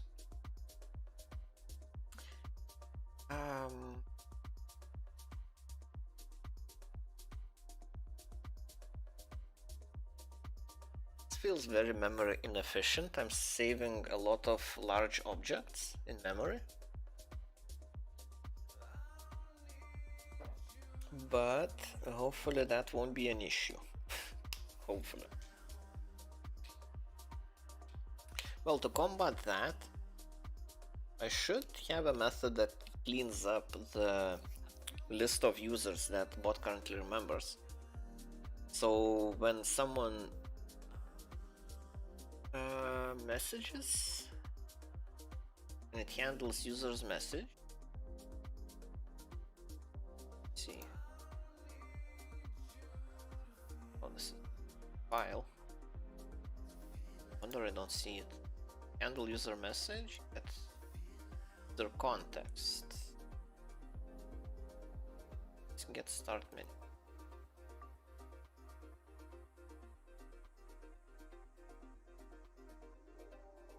I swear it had something more. Oh, so get user data, so this one.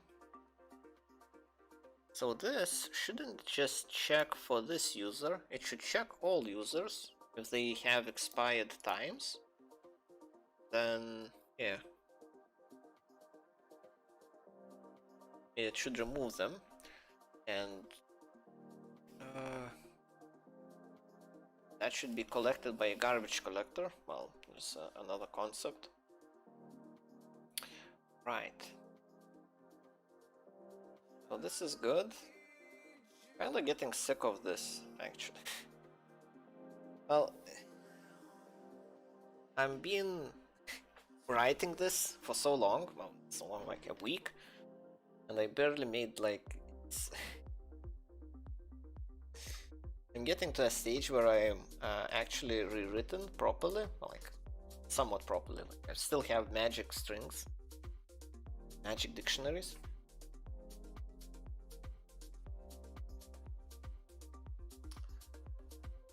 And this is not actually a good way to do this, because it has to... Well, when it has more than 5 options, then it has to start a new row. I think it will crash if I add another language. Let's do that. See what happens. Let's break it.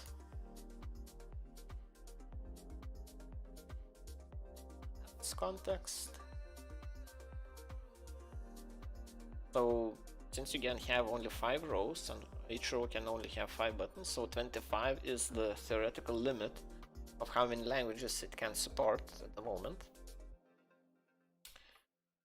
So let's make a copy, name it as, sure, why not, Dish2. So now when I will run it, I'll have English twice.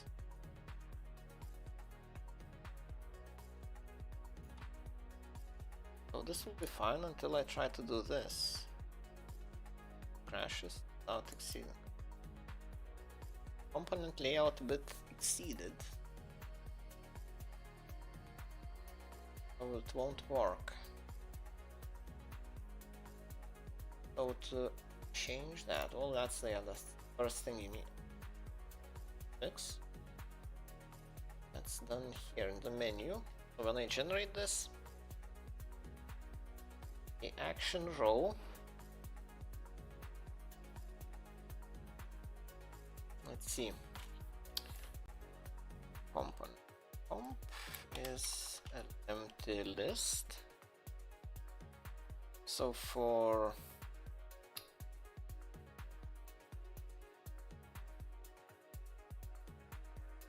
should I do this every 5 cycles?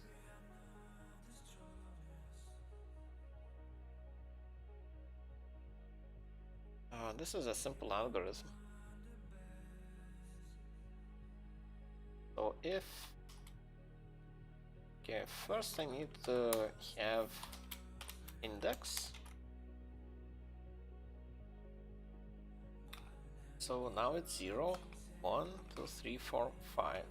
So if I divide it by 5 is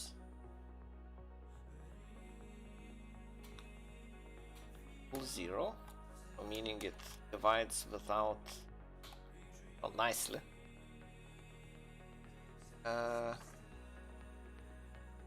Action row will be added. So component add append action row.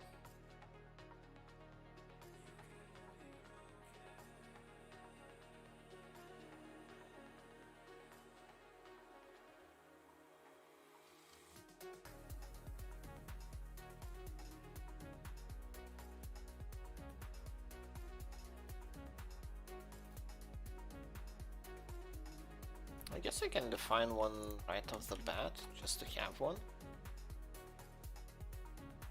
When it's 0, I guess it divides by 5. If I more than 0, and this, then I reinitialize a new component action row. This, it has to be inside. Checks if it's all good. It adds a button, and I gets incremented by 1 plus equal 1. Right. So now this should enable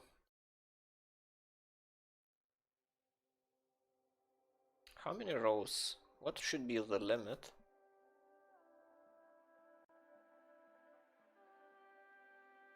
Let's see, so it would be at 0 here, 0, 0, 0, 1. Adds a menu, first one. So when it's 2, means it's 2, it has 2. So 5. I guess I need to check if it's equals to 20, I think. I equals, so it already has 20 components.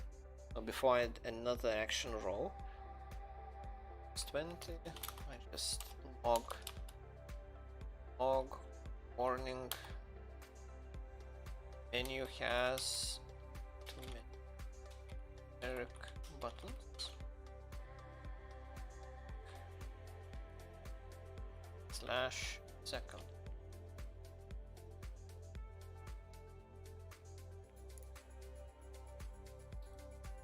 Many items or to be apt buttons, and then it has to break.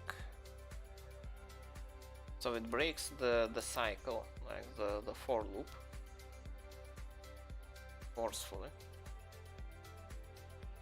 So we end with action row. Actually, we turn components.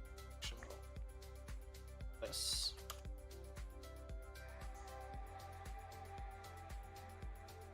Okay.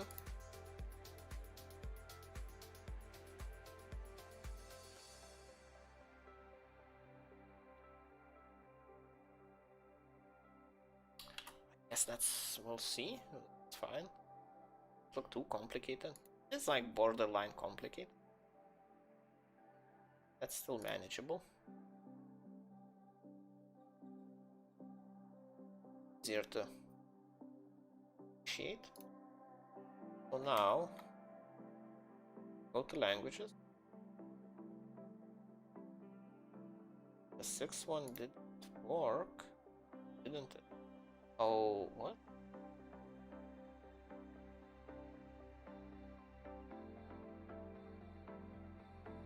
Action row.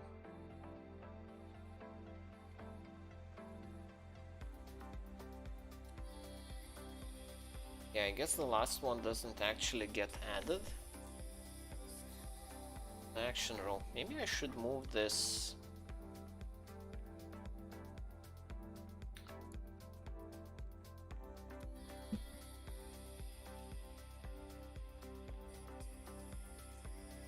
Should I do this? Yeah, I kinda have to have it here.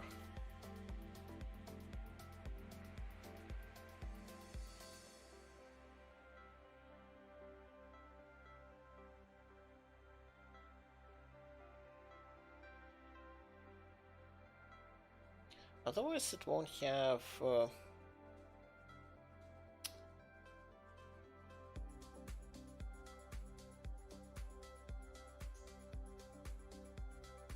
so basically the issue is that only one action row, the initial one that got full, was added to the components, and I need to add one at the end.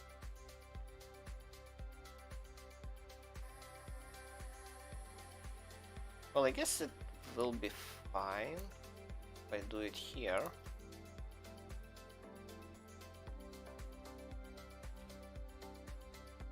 No, actually it won't be fine.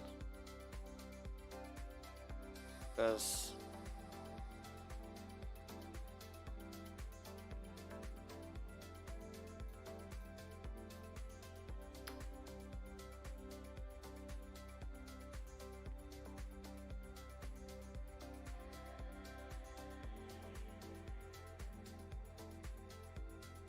action row.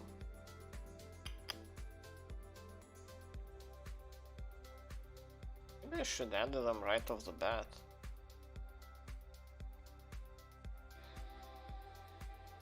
Yeah, because if it reads, gets to the stage, it means like there are extra buttons. Okay. So instead of appending this one, we'll append a new one. Create a new one and append it here. And this one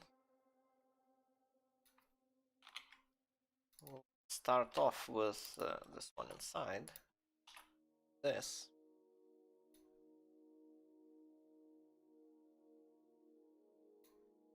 Okay, let's try it again.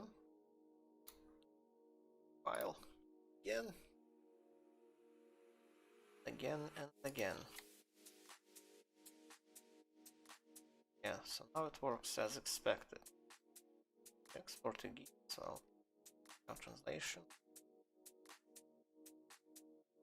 Russian. Disabled all looks really nice. Works as expected. Perfect. 3 dash. Oh. Uh-oh. Did I accidentally set my language to English too? The case. Could be bad. Let's change to Russian. Delete the second English. Yeah, both the English translation files now, the copy and the original, have the same label, and I'm not sure which order they got read. So let's switch to Russian. Stop the application, delete this file. Let's better change the name. English don't use.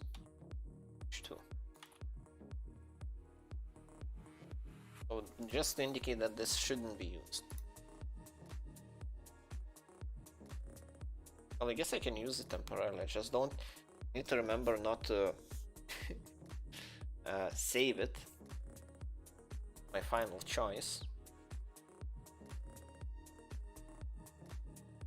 Okay, but I'm really happy how this is working so far.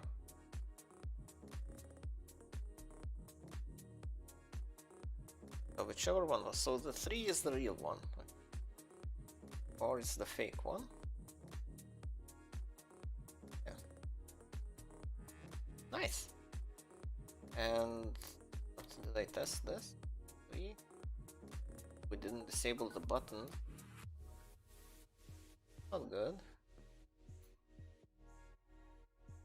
What's going on there? Contest. Last message.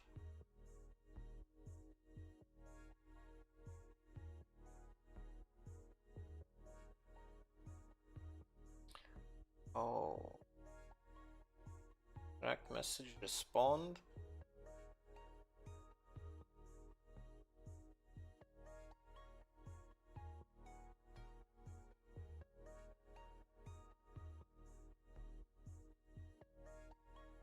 Yeah, last message saves the response, not the message that user sends. Why this works here, but it doesn't in this case?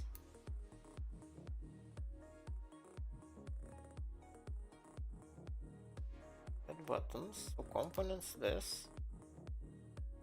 Content. I think I'm looking at the wrong thing. I should be looking here. Oh.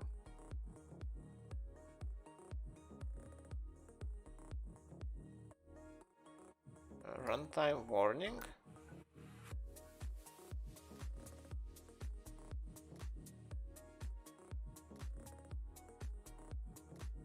Oh, wait, I think I'm missing this.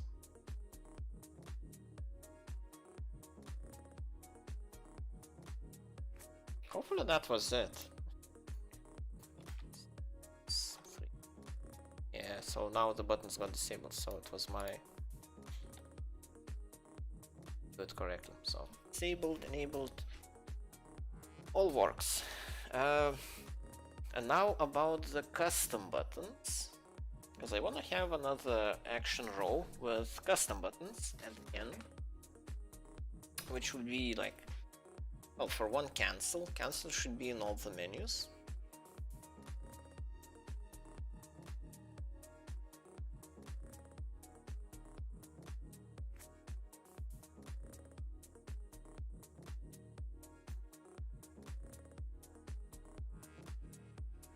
Right. Well, this won't be, yeah, so probably extract this into different methods. This is becoming too big for one method, so let's call this fine get menu item button, and this takes the same parameters.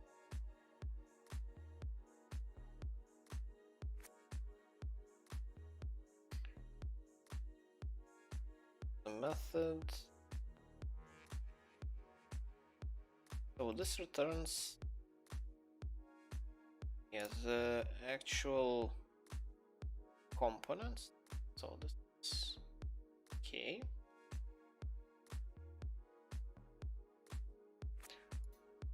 Okay, so this will be the first method, and gonna be called here comp be equal to self get item button disabled. This just pass through. Now we get the special buttons. Menu buttons get custom buttons.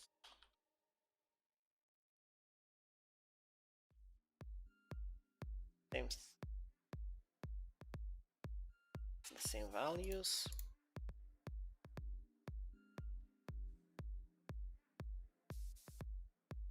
So now component end. When I need to add these at the end.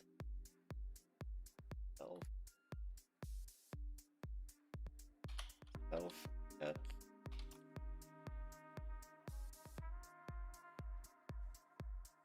custom buttons. Yeah. So it's split into two parts for now.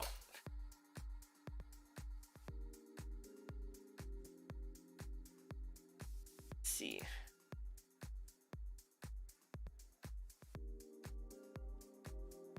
Yes, this part is the same. So now at first I want to add cancel.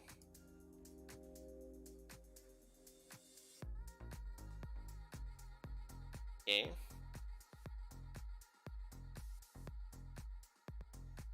How do I actually do the mapping? Button mapping, I guess.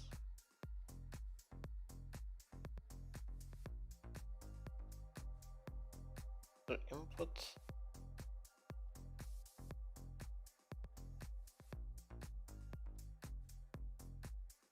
How does it handle the input? Buttons show. But it takes the text. For it in the menu items. But if it doesn't, special case, if it's not, before it returns an error, it should check if it's in custom button dictionary. Okay. Custom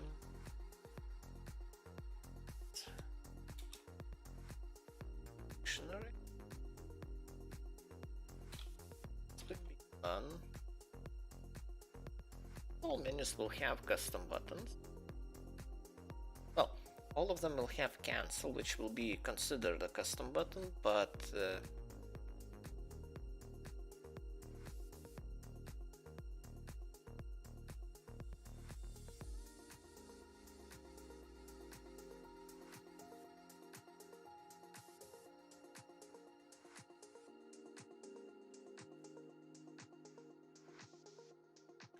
I guess the label, yeah, label will have to be translated.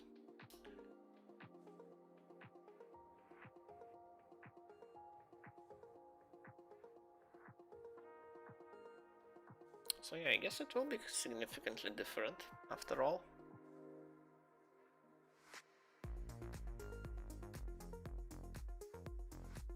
Buttons mapping.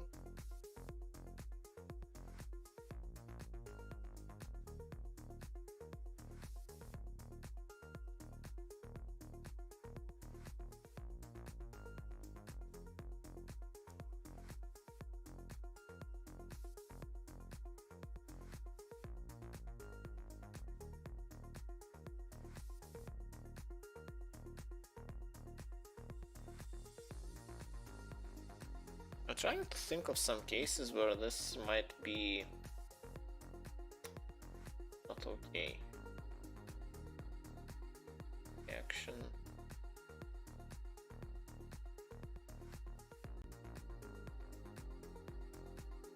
So I want to map it to a function that's gonna be called like get start menu. Yeah, that's a very simple thing. It passes user It will be called the same way as this one. I guess I don't really need to worry about variables until I find the custom button that actually needs to pass on variables. I think the function will be enough, at least for now. Okay.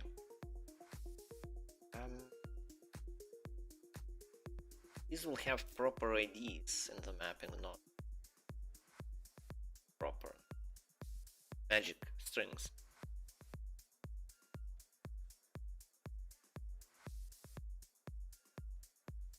Right.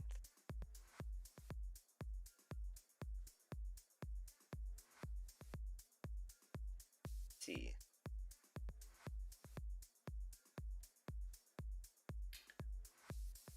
Getting quite convoluted.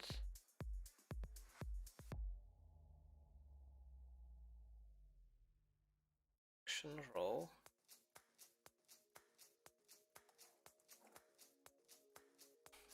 Add one button for now.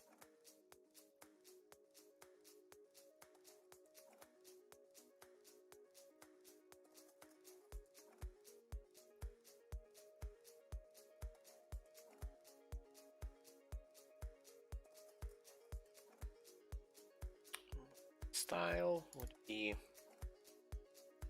shouldn't be red.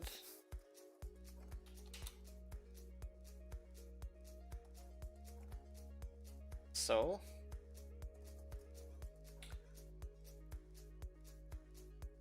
the custom key, so the label is set separately. Let's see, danger. So key.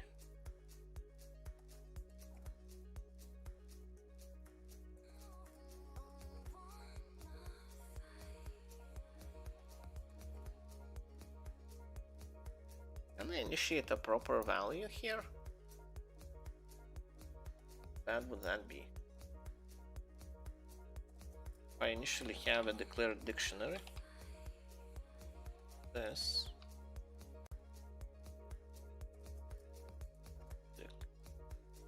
Dictionary.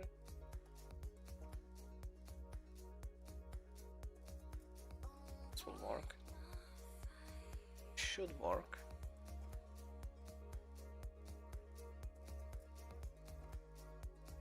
I have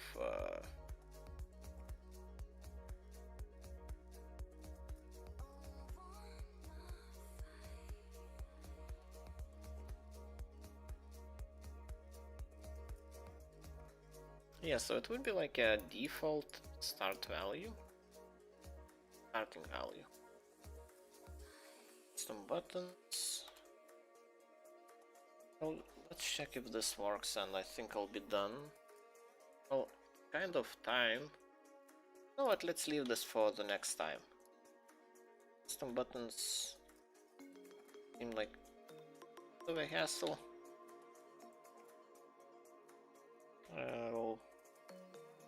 Don't want to spend the rest of the evening trying to figure this out. Just do it the next day. I'm just happy with the buttons I've got. They work as expected. All I can ask, I guess.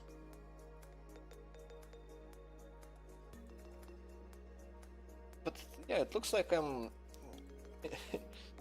coming out of the woods, finally. So after I get the buttons working, it should be pretty much smooth sailing from there. Just go through the menus and make the menus happen. Well, the actual functionality happen. Now I'm just working like creating my own framework of sorts. Which, yeah, could be used for a lot of things. I could extract this into a library or something myself, but God, don't. I'm asking myself not to do that. That would be a bit much. Commit.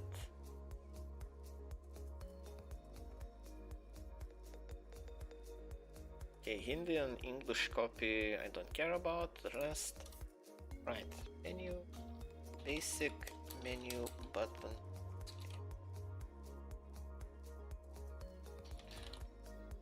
I'm thinking if it's implementation or implementation. I think it's implementation.